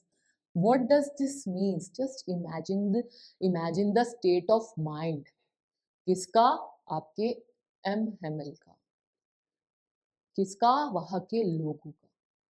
क्या? ठीक है, तुमने हमसे हमारी मदर टंग छीनी, ठीक है, तुमने हमसे हमारी आइडेंटिटी छीनी, पर क्या, ये बताओ, तुम पिजन्स को भी, यानी कि जो पक्षी है, जो आसमान में उड़ रहे हैं, उनसे भी तुम जर्मन लैंग्वेज बुलवा लोगे क्या? How deep it is, just imagine the main feeling of the author, तो वो कहना चाह रहे हैं अपने कैरेक्टर्स के थ्रू। This sentence has been taken, तो पहले तो आपको ये बताना है भाई आंसर में, अब ये समझो हमारे को ये जो है ना 2 मार्क्स में आता है, 30 से 40 वर्ड्स में आपको लिखना है। तो सबसे पहले आपको ये सेंटेंस बताना होगा कि आपने ये सेंटेंस कहाँ से लिया है और ये कौन सी बुक से है। बुक्स तो नहीं भी लिखोगे कोई नहीं, बट हाँ कौन से चैप्टर से है और किसने लिखा है, क्या है, तो आपको ये डिटेल दे दोगे, अच्छा है। तो चलो देखिए, this sentence has been taken from the chapter the last lesson. The line helps us infer the speaker. ये लाइन हमें ये पहचानने में हेल्प करी, जो स्पीकर है दैट इज फ्रेंड्स, आप इस तरीके से दैट इज बनाएंगे, फ्रेंड्स स्टेट ऑफ माइंड। जो फ्रेंड्स का स्टेट ऑफ माइंड क्या है, ऑथर का स्टेट ऑफ माइंड क्या है, वो अपनी बात किसके थ्रू नरेट कर रहे हैं, नरेशन किसके थ्रू हो रही है, फ्रेंड्स के थ्रू। देखा बच्चे, हमने जो चीज पीछे समझी थी वो हमारे लास्ट प्रीवियस ईयर्स में क्वेश्चन में आया हुआ है, तुमने इन डेप्थ समझी है तो तुम अटेम्प्ट कर लोगे। देखो, as a child he was trying to see the rationality between someone imposing their language and banishing their mother tongue. This also indicates humans' greed for power and means of linguistic chauvinism to conquer others. Animals and birds do not get engaged in such power. वो ये बता रहे हैं, rationality बताने की कोशिश कर रहे हैं कि भाई आप अगर किसी की मदर टंग को बैनिश कर दोगे, बैन कर दोगे, आप इंसानों को तो चुप करा सकते हो, क्या ये रैशनैलिटी तुम जानवरों के साथ, बर्ड्स के साथ कर सकते हो? वो तो आजाद है, उनको पकड़ के दिखा सकते हो। हम लोगों को तो तुमने कर लिया, कॉन्कोर कर लिया, इंसानों को तो कर लिया, लेकिन तुम जानवरों को या बर्ड्स को नहीं कर सकते क्योंकि वो फ्री है। तो यहाँ पर ये कहा जा रहा है बेसिकली यहाँ पर कि भाई आप, अगर हम फ्री होते तो हमें ऐसे नहीं दबाया जाता, इसलिए value your mother tongue, value your language, इसलिए देशभक्ति अपने अंदर हमेशा कायम रखो। How is the title the lesson, the last lesson appropriate? ये कैसे अप्रोप्रिएट है? ये सबको पता है भाई कि भाई जर्मन्स ने ऑर्डर दे दिया था आपसे सिर्फ फ्रेंच पढ़ाई जाएगी, इसलिए ये अप्रोप्रिएट है इस तरीके से। देखो, the title appropriate because it was M Hamel final French class due to the German order. It shows the end of French teaching, ये शो कर रही है फ्रेंच टीचिंग का एंड इन द रीजन, उस रीजन में जो 2 आपके word थे, Alsace and Lorraine, and conveys the emotional and cultural importance of the last lesson, जिसमें बताया जा रहा है कि इंपॉर्टेंस, कल्चरल इंपॉर्टेंस किसकी, लास्ट लेसन की। This is the accurate way of writing down the answers. आप देखो यहाँ पर बच्चा लिख देते, बच्चा बताऊँ क्या करके आते हैं, what is, how is the last lesson appropriate? The title last lesson is appropriate because it was the last day of M. Hamel and he was delivering his last lecture of French, that is why the lesson is appropriate। फिर वो बोलेगा मेरे को marks क्यों नहीं आए? भाई ये है डीप, जो तुमने पढ़ा है, डीपली पढ़ के करोगे ना तो ही तो मार्क्स आएंगे, ऐसे थोड़ी मार्क्स आ जाएंगे, ठीक है। चलो, what was the importance of bulletin board near the town hall? Bulletin board की इंपॉर्टेंस क्या थी टाउन हॉल के पास? तो देखिए, the bulletin boards important news for the villagers, जो बुलेटिन बोर्ड था वो विलेजर्स के लिए इंपॉर्टेंट न्यूज प्रिंट करता था, शो करता था। इट शोड अनाउंसमेंट्स, ये अनाउंसमेंट शो करता था, ऑर्डर्स और अपडेट्स शो करता था।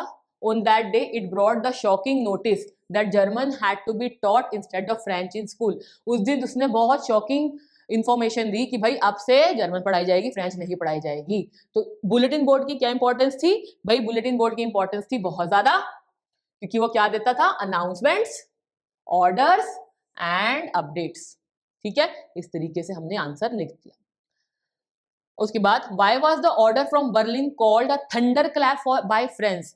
जो बर्लिन का ऑर्डर था वो फ्रेंड्स ने उसको थंडर क्लैप क्यों कहा? उसने एज अ स्टॉर्म क्यों कहा? तो देखिए, French called burden order as a thunderclap because it shocked him, he could not believe, उसको शॉक लग गया भाई, उसको बिलीव ही नहीं हो रहा था कि अब से उसको लैंग्वेज नहीं पढ़ाई जाएगी, उसकी फ्रेंच नहीं पढ़ाई जाएगी, कि भाई अब से वो स्टडी नहीं कर पाएगा French. The sudden news surprised and saddened him deeply, ये जो सडन न्यूज थी उसको सरप्राइज कर गई और बहुत डीपली सैडन कर गई, और उसको क्या हुआ, रिग्रेट हुआ। Next, why were some elderly people occupying the back benches that day? उन्होंने बैक बेंच क्यों ऑक्यूपाई किया हुआ था? उस दिन लास्ट लेसन था। In order to give honour to mister M Hamel, लोग वहां पर आए थे और अपनी लैंग्वेज को, पेट्रियोटिज्म को एनहेंस करने आए थे। The village elders came to the last French lesson to honor M. Hamel and show respect for their language. They felt sorry for not learning French earlier and wanted to thank their teacher for his service. तो basically वो किसके honour में आए हुए थे? M Hemal के honour में आए थे। ठीक है जी, चलो उसके बाद है बच्चे आप लोगों का next long questions. The order from Berlin aroused a particular zeal in the school. क्या हो गया था जो बर्लिन से ऑर्डर आया था? क्या हो गया था स्कूल में?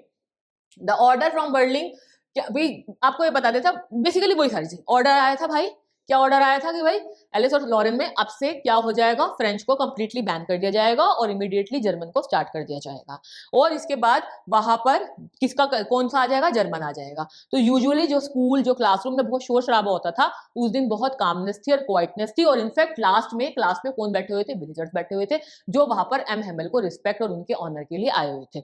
यही सब कुछ है ना, तो बस इसी को हमें स्ट्रक्चर करना है। The order, और क्वेश्चन लिख लेना, the order from the Berlin announcing that the only German would be taught in the school of Alsace and Lorraine had a powerful impact on everyone in the village. On that particular day, the atmosphere in the class was strikingly different from the earlier days, unusual. Students entered silently, paying full attention to M. Hamel, unlike the usual noisy and careless attitude. सब कुछ वही है बच्चे, तुम पढ़ चुके हो, अब इसको लिखना थोड़ा सा लिखने का वे है। The elder people of the village who had never attended school regularly came to listen. जो older people थे, elder people थे, जो कभी स्कूल में इतना attentive नहीं थे, वो भी आए। And shamefaced at their past neglect, और उनको भी बहुत बुरा लग रहा था, regret हो रहा था। They bought old books to learn their mother tongue one last time. The order created sudden sense of urgency and respect for their language. Everyone realized how precious French was and how they had taken it for granted. कितना ज़्यादा precious है French और उसको वो कैसे taken for granted लेते जा रहे थे। The zeal to learn and honor the language was awakened only when they faced its imminent loss. जैसे उनको जो zeal थी, लैंग्वेज को लेकर जो प्यार था, वो तब रियलाइज हुआ जब उनको ये महसूस हुआ कि ये उनके हाथों से जा रही है, ये उनके पास से छिन रही है। अब आप परफेक्शन की परफेक्ट हो रही है, बेसिकली परफेक्शन की तरफ जा रहे हो और तुम इसको आराम से कर लोगे। Next, how is the story last lesson a reflection on the linguistic chauvinism, यानी कि वो कैसे बता रहा है लैंग्वेज की वैल्यू को, कैसे बता रहा है ये story. The last lesson reflects the theme of linguistic chauvinism, यानी कि किस तरीके से लैंग्वेज की जो वैल्यू है वो बताई जा रही है through the Persian order. Persian order आया था भाई, क्या करना, बैन कर देना है। क्या बैन कर देनी है, फ्रेंच बैन कर देनी है। कहाँ पर कर देनी है, 2 स्टेट्स में, कौन से, एलिस और लॉरेन में। इसका इम्पैक्ट क्या हुआ, लोगों को बहुत बुरा लगा, रिग्रेट फील हुई, उन्होंने पहले क्यों नहीं सीखा। यही मेन है, आपके रिपीटेटिवली क्वेश्चंस में यही सब चीजें आएगी। Because the politician decision aimed at imposing German language displays how a ruling power can suppress the language and culture of a conquered community. Linguistic chauvinism is a belief that one language is superior and must replace others. Linguistic यानी कि आपकी language की जो value है, किसी को भी दबाना है तो सबसे पहले तेरे से तेरी language छीनते हैं हम। ले कर, तू पढ़ के दिखा, हम तेरे को जो बोल रहे तो वही पढ़, जो हम पढ़ा रहे तो हमारा वही पढ़ेगा, जो हम कल्चर सिखा रहे तो वही करेगा, जो हम आइडेंटिटी बता रहे तो वही करेगा, वही है ये सब कुछ। ठीक है बच्चा लोग। In the story the villagers initially careless about learning French, शुरू में तो वो केयरलेस थे, but suddenly realize its importance when, उनको जल्दी से उन्होंने रियलाइज कर ली इसकी इंपॉर्टेंस, उन्होंने रियलाइज कर ली when they are forced to give it अब जब उनको पता चला, फोर्स कर दिया गया कि भाई अब से एम हेमल या मतलब फ्रेंच नहीं पढ़ाई जाएगी, और उनको ये डर लगने लगा कि भाई उनकी आइडेंटिटी लूज हो रही है, और इमोशनल सप्रेस एकदम से उनके पास आ गया। देखो, when they are forced to give it up, M. Hamill passionately teaches French, explaining that the losing one's language means losing one's identity. The emotional response of students and villagers highlights how language is tied to pride and cultural freedom through the narrative. Dodit shows that the forcing language and others is a form of cultural domination and oppression. आप इसको या जैसे आपको पीछे बताया हुआ है उसको अपनी लैंग्वेज में कन्वर्ट करके लिख सकते हैं, बट आपका इंटेंट यानी कि इंटेंशन वही होनी चाहिए जो फ्रांस की है और जो ऑथर कहना चाहते हैं। आई होप आपको ये चैप्टर बहुत अच्छे से अब समझ आ गया होगा। इसके question answers, figure of speech, word meaning, extract को कैसे अटेम्प्ट करना है, क्वेश्चंस और आंसर्स को कैसे लिखना है, हम और भी कोई अटेम्प्ट करेंगे। और मैं आपको वो भी सिखाऊंगी कि भाई 2 चैप्टर्स के कंबाइंड क्वेश्चंस जब आ जाते हैं तो उसको हमें कैसे अटेम्प्ट करना होता है, बट वो तभी हो पाएगा जब हम चैप्टर्स करेंगे। तो अपकमिंग क्लासेस में हम उसको भी कवर करेंगे। अब हम शुरुआत करेंगे अपने नेक्स्ट चैप्टर की, जो कि आप लोगों का चैप्टर नंबर 2। ये सिग्निफिकेंस है, सेम वही है ये आप लोगों का, ठीक है बच्चे? ओके,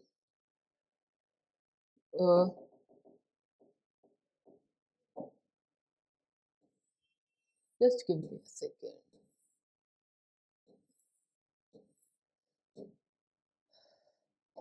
बस इतना समझ लो, तुम्हारे लिए बहुत मेहनत कर रहे हैं पूरी टीम, सर, तो प्लीज़ इट्स अ रिक्वेस्ट, आप भी थोड़ी सी मेहनत करिए, हमारी एक्सपेक्टेशंस को गिरने मत देना। हमें बहुत उम्मीदें हैं, हम चाहते हैं कि भाई हमारा बच्चा फुल स्कोर करके निकले और अच्छे से एग्जाम्स करना, ठीक है? अब मैं चैप्टर 2 तो शुरुआत करने वाली हूँ आप लोगों के साथ, मैं 2 मिनट बात करूंगी, वैसे तो इतनी देर से बातें ही कर रही हूँ, बट स्टिल आपसे एक छोटी सी रिक्वेस्ट है, दिल से पढ़ना और दिमाग से लिखना, और जब लिखोगे ना तो कॉम्बिनेशन किलर होता है, ठीक है?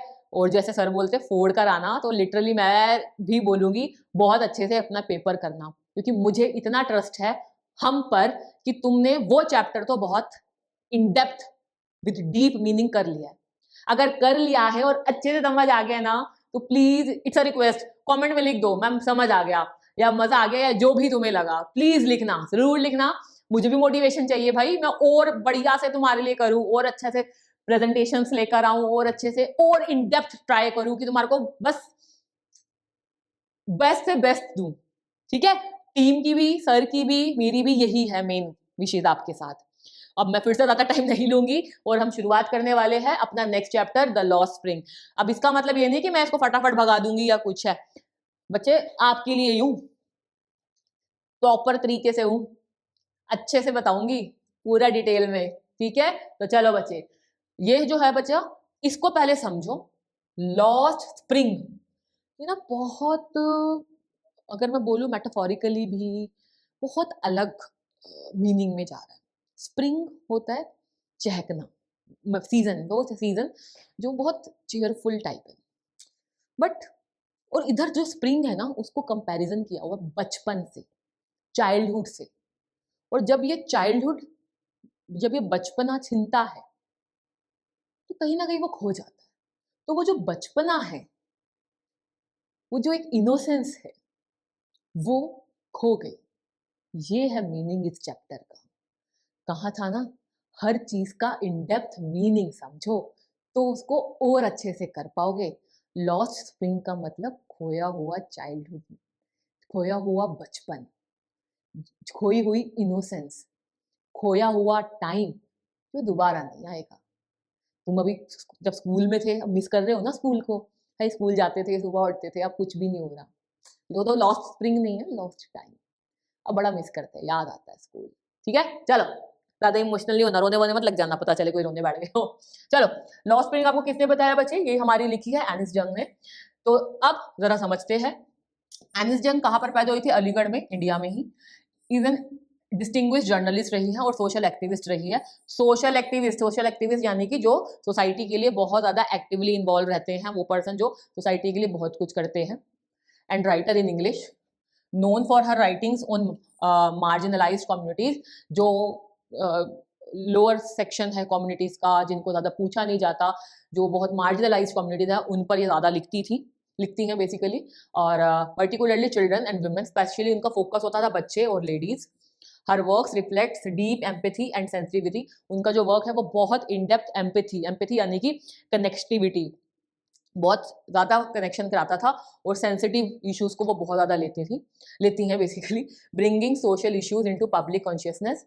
लॉ स्प्रिंग में उन्होंने फोकस किया है lives of impoverished children in India, यानी कि ऐसे बच्चे जो बहुत गरीब है, जिनके पास चीज़ें, अपनी बेसिक नीड्स पूरी करने की भी चीज़ें नहीं है, उन बच्चों पर उन्होंने बहुत फोकस किया है।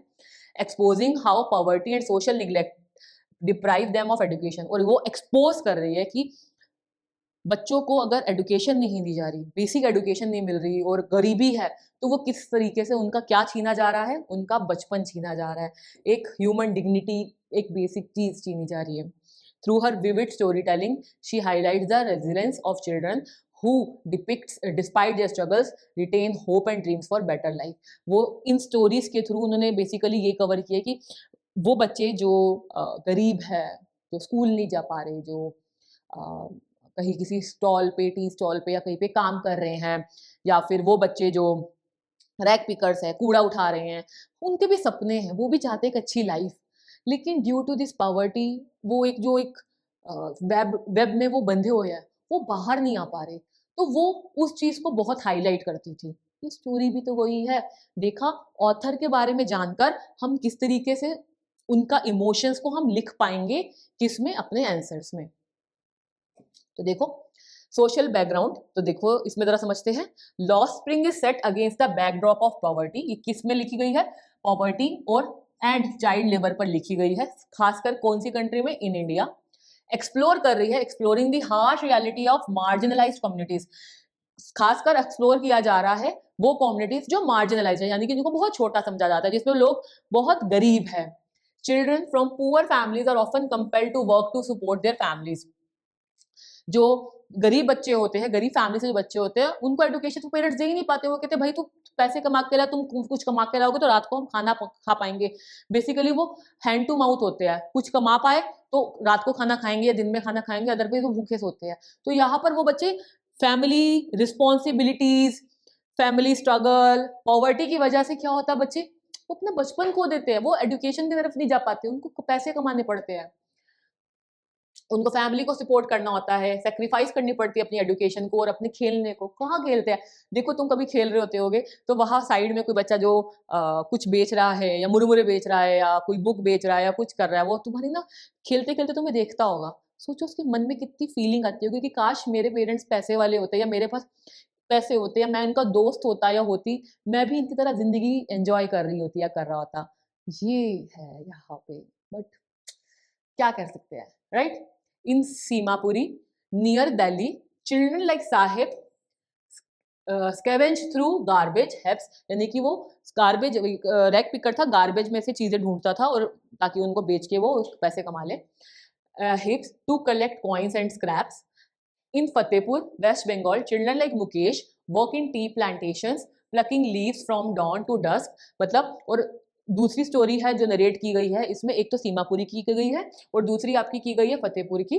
सीमापुरी में जो है आप लोगों का आपका वहां पर साहिब की कहानी है, वही वेस्ट बंगाल की जो स्टोरी है जो आप लोगों की है, उसमें आपकी जो बात हो रही है फतेहपुर में, वो बात हो रही है मुकेश की, जो दिन रात ट्री प्लांटेशन, मतलब जहाँ पर लीव्स प्लग करना, ये सब काम करता था ताकि वो पैसा कमा सके। दोनों ही दीज सर्कमस्टांसेस हाईलाइट, ये हाईलाइट कर रहे हैं कि हमारी कंट्री में social inequalities, lack of educational opportunities and the way society neglects its most vulnerable members.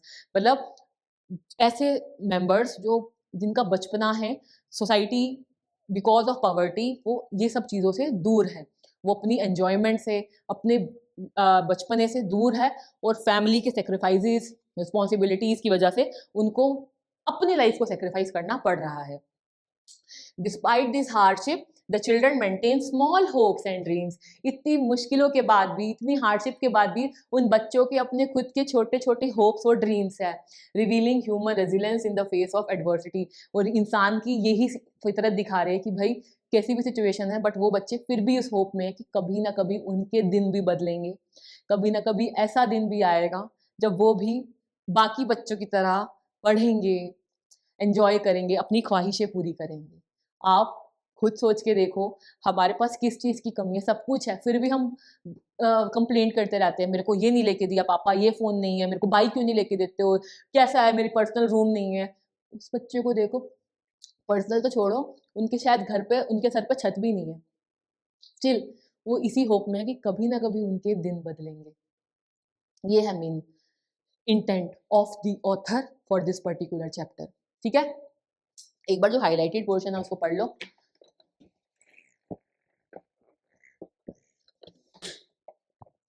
चलिए जी,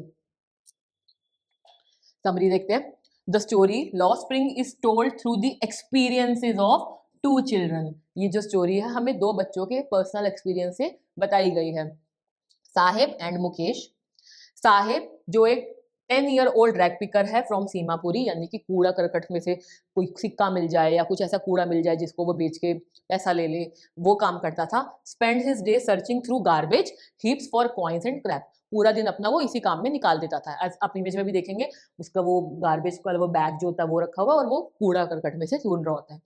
which provides him his family a means of survival, जो उसको जिसके थ्रू उसकी फैमिली को मीन्स ऑफ सर्वाइवल यानी कि पैसे मिलते थे, रोजी रोटी मिलती थी और वो उससे खाना खाते थे। While adults see the garbage as source of livelihood, जहां पर जो एडल्ट्स थे वो गार्बेज को सोर्स ऑफ लिवलीहुड समझ रहे थे, Sahib perceives it with wonder almost magical, reflecting the innocence of childhood amidst diversity. लोगों को लगता था भाई कूड़े में से पैसा कमा रहे, बट जो साहिब था ना, था तो बच्चा, उसको लगता क्या नई नई चीजें निकल रही है, वो उसको एक बहुत अलग तरीके से देखता था। उसको ये चीज लगता ही नहीं था कि वो ये काम करे, क्योंकि वो शुरू से इसी में था। उसको लगता था अरे आज मुझे ये चीज मिली, चलो इसको बेचूंगा, पैसे ज्यादा मिल जाएंगे तो हम आज शायद अच्छा खाना खा पाएंगे। कुछ भी नहीं मिला, पैसे नहीं आ पाए, कैसे गुजारा होगा, ये चीजें थी। When the narrator advises him to go to school, तो नरेटर ने उससे पूछा था भाई तुम स्कूल जाओगे, तो साहिब बोला explains that there is no school nearby, मेरे पास वहां पे आसपास तो कोई स्कूल ही नहीं है। कि क्या शो कर, शायद उसके मन में था जाना लेकिन वो जा ही नहीं पा रहा, क्यों? क्योंकि उसके जिधर वो रहता है वहां पर कोई फैसिलिटी ही नहीं दी हुई गवर्नमेंट ने। He expresses a simple wish to attend school, उसने विश, एक छोटी सी विश प्रेजेंट की कि उसको स्कूल जाना है। And one if one were ever built shown that hope survives even in poverty, कभी भी बना तो मैं स्कूल जाना चाहता हूँ। ये क्या दिखा रहा है? ये उसकी एक होप दिखा रहा है कि गरीब होते हुए भी, गरीबी में होते हुए भी वो क्या चाहता है, वो स्कूल जाना चाहता है। Mukesh, a child laborer in tea plantation Fatehpuri West Bengal is forced to work from dawn to dusk। वो सुबह से लेकर रात तक दिन रात क्या करता था, फोर्स्ड काम करता था। like many children in similar circumstances he sacrifices his education and childhood to contribute to his family survival। उसने भी अपना बचपना, अपना चाइल्ड, अपनी ख्वाहिशें सेक्रीफाइस कर दी, किसके लिए? फैमिली के सर्वाइवल के लिए। तो ये टर्म जरूर लिखना, लिवलीहुड या survival of the family, it's a very good word line. Mukesh का ड्रीम था owning a pair of shoes, a small aspiration of symbolising dignity and sensible of normal children. उसके पास जो जूते थे ना, मतलब जो फटे हुए थे या था भी नहीं, बट वो चाहता था कि उसके पास एक बहुत अच्छे, उसके पास शूज हो जिससे उसको एटलीस्ट अच्छा लगे। उसको कोई ख्वाहिश ही नहीं थी। आप अपने पास देखेंगे लाइन लगी हुई होगी, फिर होगा यार मेरे पास तो जूते ही नहीं है, मुझे नए कपड़े चाहिए। मैं तो ये खास कर को लड़कियों में तो बहुत ज्यादा है, कोई भी फैमिली फंक्शन आएगा, लड़की के लड़के भी ऐसी है, फैमिली फंक्शन आएगा, कहीं आना जाना है, मम्मा मेरे पास तो कपड़े ही नहीं है, और अलमीरा उनका कबर्ड खोलोगे ऊपर ढेर गिरेगा। भाई दूसरों को देखो, उनके पास एक भी नहीं है, जो है value it. The story emphasizes how children become partners in survival, learning skills like tea plucking over years, which the narrator describes as acquiring proportions of fine art। यहाँ पर बता रहे हैं कि किस तरीके से जो बच्चे होते हैं वो पार्टनर, फैमिली को सपोर्ट करने वाले बन जाते हैं, एक साथ मिलकर काम कर रहे होते हैं। किस पर्पस के लिए? कि भाई सर्वाइवल ऑफ देयर फैमिली। बचपन से ही उनके अंदर क्या आ जाती है, रिस्पॉन्सिबिलिटीज आ जाती है। Through this narratives and this जंग illustrates the multiple dimensions of deprivation faced by marginalised children. मतलब इसमें ये बता रहे हैं कि जो भी डिफरेंसेस बच्चे फेस कर रहे हैं, जो भी बायसनेस बच्चे फेस कर रहे हैं, उस कैटेगरी के, वो मार्जिनलाइज्ड पीपल के, पावर्टी वाले लोगों की, जिससे बच्चों को फोर्स लेबर में आना पड़ रहा है, सोशल निग्लेक्ट में आना पड़ रहा है, और एक्सपीरियंस करना पड़ रही है केयरफ्री चाइल्डहुड उनका जा रहा है। Yet the story also portrays their resilience and hope. लेकिन स्टोरी सिर्फ यही नहीं बता रही कि वो सब कुछ होते जा रहे हैं, स्टोरी ये भी बता रही है कि उन बच्चों में एक आशा है, एक होप है। Saheb dreams of schooling, Mukesh dreams of shoes, and both clinch to small joy. छोटी छोटी चीजों के लिए तड़पना उनका होना। Emphasizing the endurance of human spirit despite exploitation. इंसान की एंड्योरेंस को बता रही है कि वो किस हद तक सह सकता है, उसका कितना एक्सप्लॉयटेशन हो रहा है, फिर भी वो सह रहे हैं एक आशा के साथ, एक होप के साथ। ठीक है, तो भाई दो थोड़ा सा इमोशनल चैप्टर है, बट इमोशंस ही तो चाहिए, ये ही आपको सिखाने आई हूँ। इमोशंस डाल दो अपने आंसर्स में, गुड गुड के जितना डाल सकते हो, तो देखो मार्क्स अपने। ठीक है, चलो कॉन्टेक्चुअल मीनिंग में इंपॉर्टेंट जो है आप लोगों का, वो है स्क्रॉन्जिंग, यानी कि searching to obtain something, glibly, cleverly, a perpetual state of poverty. Perpetual मतलब होता है ऑन गोइंग, कभी रुकता नहीं है, यानी कि बीइंग पुअर कॉन्टिन्यूअसली। प्रेमिवल यानी कि एंशियंट, और imposed the baggage the childhood, बच्चों को जबरदस्ती फोर्स करना काम के लिए। ये आपके इंपॉर्टेंट कॉन्टेक्चुअल मीनिंग्स है, जो आपको अगर पेपर में आया तो होपफुली आ सकता है इनमें से, जब आपको एक्सट्रैक्ट आए। थीम समझते हैं, इसमें मैंने थीम को इस तरीके से दिया हुआ बच्चे, the primary theme of the lost spring, the primary theme of the lost spring is the loss of childhood, पहली थीम तो यही है, एंड एजुकेशन। क्या खो दिया उन लोगों ने, अपना बचपना खो दिया और एजुकेशन खो दिया, ड्यू टू पॉवर्टी। किस रीजन की वजह से, पॉवर्टी की वजह से। Children like Saheb and Mukesh are forced to work under harsh conditions. जो साहिब और मुकेश है वो फोर्स्ड, मतलब उनको फोर्स किया गया हार्श कंडीशन में। फोर्स करना क्या है, एक्सप्लॉयटेशन ही तो है। क्या है बच्चे ये, एक्सप्लॉयटेशन ही तो है। Losing opportunities to learn and play.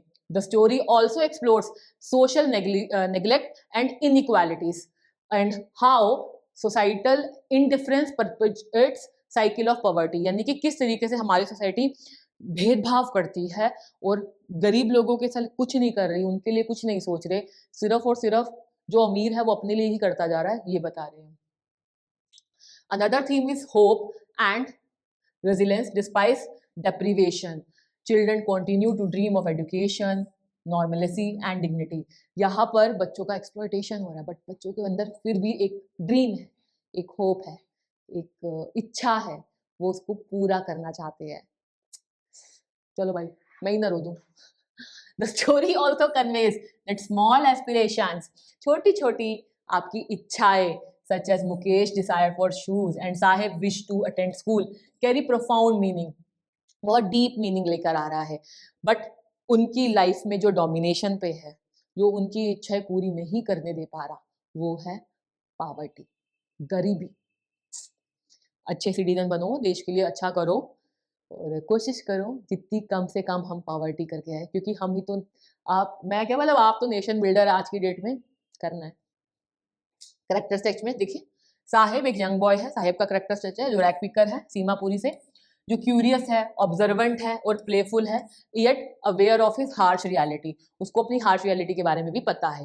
He represents children whose education and childhood are lost due to poverty, जो उनकी एजुकेशन पॉवर्टी की वजह से चली गई है।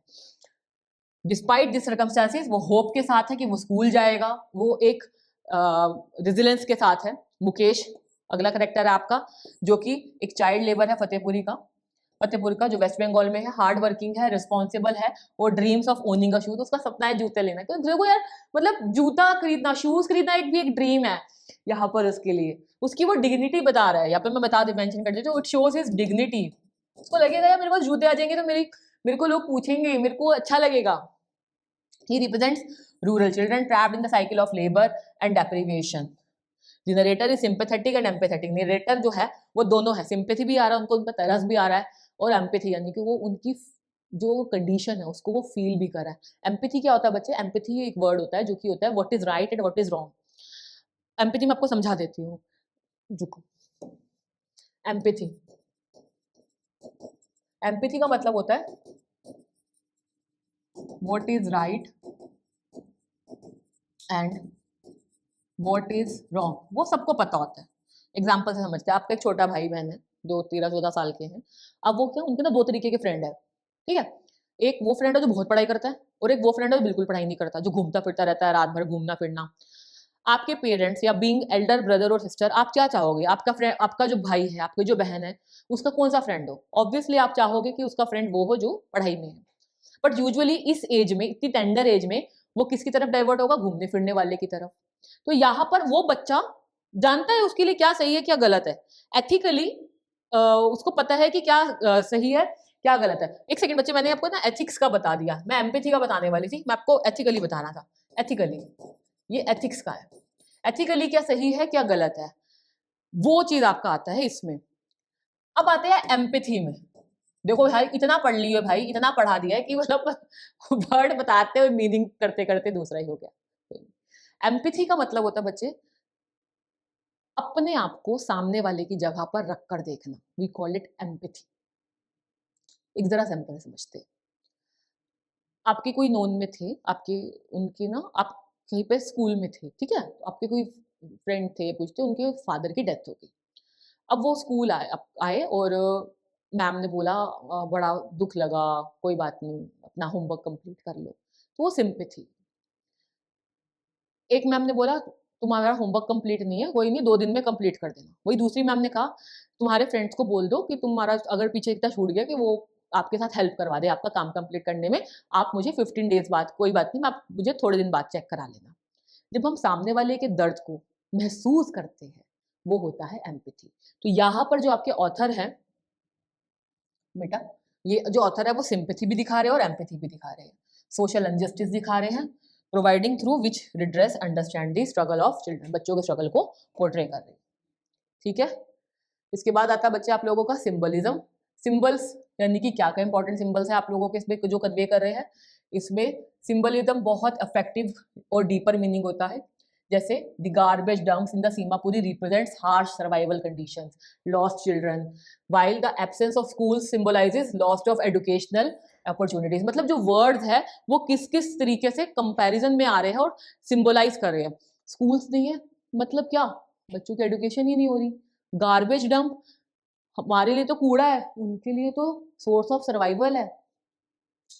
Tea plantation Fatehpuri symbolizes generation, generational poverty चलती ही आ रही है। Sahib smile when he finds a coin represent hope and एमिड adversity, and Mukesh dream of shoe symbolizes simple desire and dignity. How deep it is. Sahib का जो मन है, एक कॉइन मिलती है वो खुश हो गया, और आपका मुकेश की जो इच्छा है शूज की, वो सिंबल कर रही है उसकी डिजायर को। The symbols highlights the contrast between deprivation and the enduring spirit of child। ये दोनों चीजें क्या बता रही है, बच्चों की क्या उनसे छीना जा रहा है, लेकिन उनके मन में आज भी क्या आस है वो बताया जा रहा है। स्टोरी क्या, मोरल क्या है। लॉस्ट विंग हमें ये बता रहा है कि हर चिल्ड्रन, जो हर बच्चा है, उसका राइट है एजुकेशन का, एक सिक्योर चाइल्डहुड का, एंड अपॉर्चुनिटी टू ड्रीम, उनको सपने देखने का राइट है। Poverty should not deprive, poverty उनसे ना छीने, क्या ना छीने, फंडामेंटल राइट्स, उनका ये जो बेसिक राइट है, क्या है, राइट टू एजुकेशन, उनसे ये ना छीना जाए, उनका बेसिक राइट है।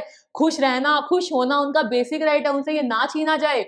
The story emphasise the resilience of child children और the importance of social awareness and the responsibility of the society to protect marginalised children.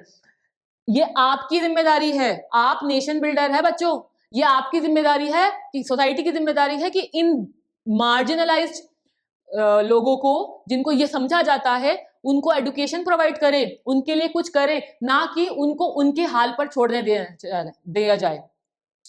Even the small interventions such as building schools, providing safe opportunities can profound transform lives of children। मतलब छोटी छोटी चीजें भी अगर की जाएगी तो बहुत बड़ा चेंज लाएगी। तो आप लोगों ने ये सब चीजें करनी है, ये सब मतलब हेल्प करनी है सोसाइटी की। Just give me a second, let me have a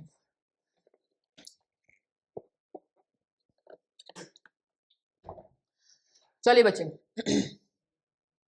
इसके बाद आरसीटी की तरफ बढ़ते हैं। हमारा reference to context, I have nothing else to do, ये क्या होते हैं, ये एक्सट्रैक्ट है आपके बुक के पैसेज के मीनिंग वो है। He mutters, looking away. Go to school, I say glibly, realizing immediately how hollow the advice must sound. There is no school in my neighborhood. Here they build one, I will go. If I start a school, will you come? I ask, half jokingly. Yes, he says, smiling broadly. तो यहाँ पर जो है, जो narrator है वो बात कर रहे हैं, मेरे पास कुछ कहने को नहीं बचा हुआ। ही मटर्स लुकिंग अवे, मेरे पास कुछ एक्चुअली बचे ही नहीं और वो बड़बड़ाया, क्योंकि उसने उसको बोला था तुम स्कूल क्यों नहीं जाते, स्कूल जाओ। उसने बोला भाई मेरे वहां तो स्कूल ही नहीं है। उसने जो नरेटर, उनको बड़ा बुरा सा फील हुआ। उन्होंने बोला अगर मैं स्कूल बनवाऊंगी तो तुम आओगे? उसने कहा हाँ, अगर अगर स्कूल बना तो आओगे? उसने कहा हाँ मैं तो आऊंगा। तो उसके मन में एक होप ये दिख रहा है कि भाई वो स्कूल जाना चाहता है, वो अपनी कंडीशन को बदलना चाहता है, but he is not able to do it. तो यहाँ पर देखेंगे, who is the speaker of the line, I have nothing else to do.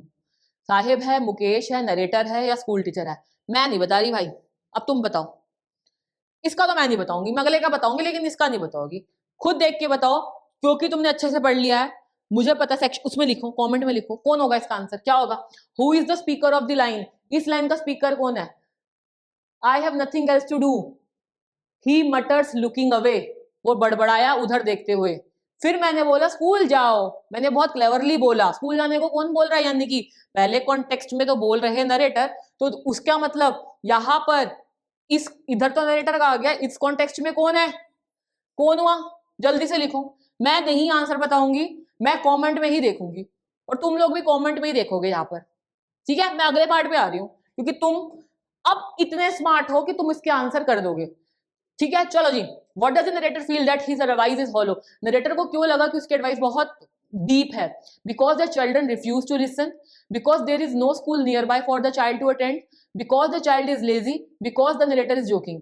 यहाँ पर बच्चा तो स्कूल जाना चाहता था, बट उसके आसपास कोई स्कूल ही नहीं था, तो यहाँ पर उसका जो एडवाइस है वो बहुत हॉलो है, यानी कि बेसलेस आती जा रही है। तो इसका आपका ऑप्शन हो जाएगा option B. What does Sahib response when they build one I will go? Reveal about his attitude towards education. यहाँ पर साहिब का रिस्पॉन्स क्या कह रहा है कि जब वो बना देंगे तो मैं चला जाऊंगा। क्या पता चल रहा है भाई यहाँ पर? भाई यहाँ पर हमें ये पता चल रहा है कि भाई साहिब स्कूल जाना चाहता है। यस, वो जाना चाहता है, पीछे आपने स्लाइड्स में देखा है, उसी में से आंसर्स होंगे। उसने हाँ वो स्कूल जाना चाहता है, but because of what? Because of no school nearby, he is not able to go to school. It shows that he is eager to attend school, he is eager to change his lifestyle, he wants to come out from the poverty, he wants to support his family, but he is not able to do it. He is sacrificing his education. This is what this paragraph, these lines are all about. How does Sahib react when he asked, if I start school will you come? Sahib का क्या reaction था, अगर मैंने school start किया क्या तुम आओगे? He refuses politely, he nods silently, nods मतलब होता है सिर का सहलाना, कि उसने ऐसे शायद किया। he smiles broadly and agrees, he looks angry। बताओ जल्दी, जल्दी बताओ, कमेंट में लिखो ए बी सी डी में से कौन सा हुआ यहाँ पर। Option C is the right answer. Based on the extract which figure of speech best describe Saheb smile and agreement. यहाँ पर कौन सी फिगर ऑफ स्पीच आपकी आ रही है बच्चे? हाइपर बोले तो है ही नहीं, या अभी आपको जब अगली इसमें बताऊंगी ना तो उसके मीनिंग में आपको समझाऊंगी, ठीक है। सिंबलिज्म, क्या कोई वर्ड सिंबलाइज कर रहा है? क्या कोई कंपैरिजन हो रहा है? नहीं। आयरनी, आयरनी क्या होता है? कोई चीज का होना, एक वो चीज एक्चुअली है नहीं और वो हो रही है। मैं एक एग्जांपल से समझाती हूँ, क्योंकि जो मेन हम उस पर फोकस करते हैं। आपकी एक फ्रेंड है, वो रोज स्कूल में अम्ब्रेला लेके आती है डेली, कि आज बारिश आएगी, आज बारिश आएगी। एक दिन उसने अम्ब्रेला बाहर निकाली और उसी दिन बारिश आई, पूरी क्लास अम्ब्रेला लेके आई हुई थी, वो ही नहीं लेके आई। तो ये हुई आयरनी, कुछ ऐसा हो जाना जो हो ही नहीं सकता मजाक में। तो यहाँ पर वो स्कूल तो जाना चाहता है, लेकिन उसके वहां पर कोई स्कूल ही नहीं है। तो यहाँ पर जो आपका फिगर ऑफ स्पीच आएगी बच्चे, वो आएगी आपकी आयरनी, ठीक है। ओके, इसके बाद हम आते हैं अपने क्वेश्चंस पे।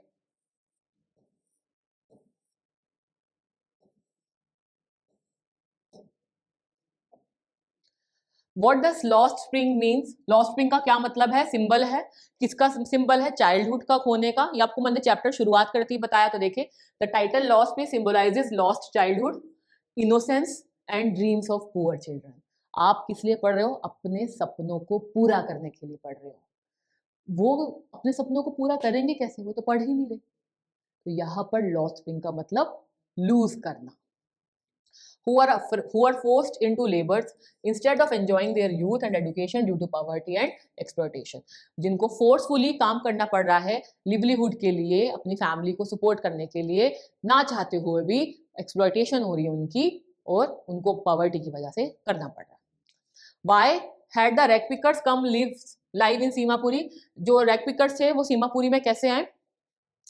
साहेब family migrated from Dhaka to Seemapuri because extreme poverty and floods वहां पर आ गया था, जिन्होंने उनकी क्रॉप्स और घर को कंप्लीटली डिस्ट्रॉय कर दिया था। इस रीजन की वजह से कि वहां पर इनको कुछ कमाने को मिलेगा, they came hoping to find a better living but remained poor rag pickers. वो बेटर लिविंग के लिए आए बट अल्टीमेटली वो रैग पिकर्स बनकर रह गए, गरीब। This word is very painful, very very painful. आप भी क्यों पढ़ रहे हैं? Because you want to enhance the standard of living of your family. अभी भी अच्छा ही है, आप और अच्छा लेकर करना चाहते हो। आपकी एक ड्रीम कार होगी, ड्रीम बाइक होगी, ड्रीम घर होगा, ड्रीम वैनिटी होगी, सब पूरा करना है, उसके लिए पढ़ रहे हो ना? वो तो पढ़ ही नहीं सकते, वो तो पढ़ ही नहीं रहे बच्चे। मेन पर्पस जो है ना, मेरा पर्पस इमोशनल कनेक्टिविटी का है।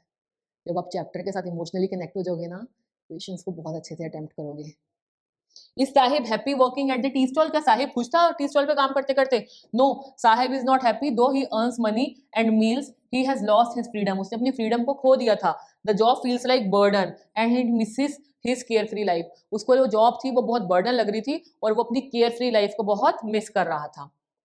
What does garbage means to the children of Seemapuri? Seemapuri वाले बच्चों के लिए गार्बेज क्या था? वो क्या था? For children like Sahib, garbage means survival and hope. They see it as a treasure. आज कोई कॉइन निकलेगा, आज कुछ नई चीज निकलेगी जिससे कि वो क्या होगा, जिससे कि वो अपनी फैमिली को सपोर्ट कर पाएंगे। ठीक है, आगे आते हैं। Describe the life of rag pickers in Seemapuri. Seemapuri में रैग पिकर्स की लाइफ कैसी थी? The rag pickers life in Seemapuri lives in a very poor condition and harsh condition. They have migrated from Bangladesh where storms and poverty forced them to leave their village.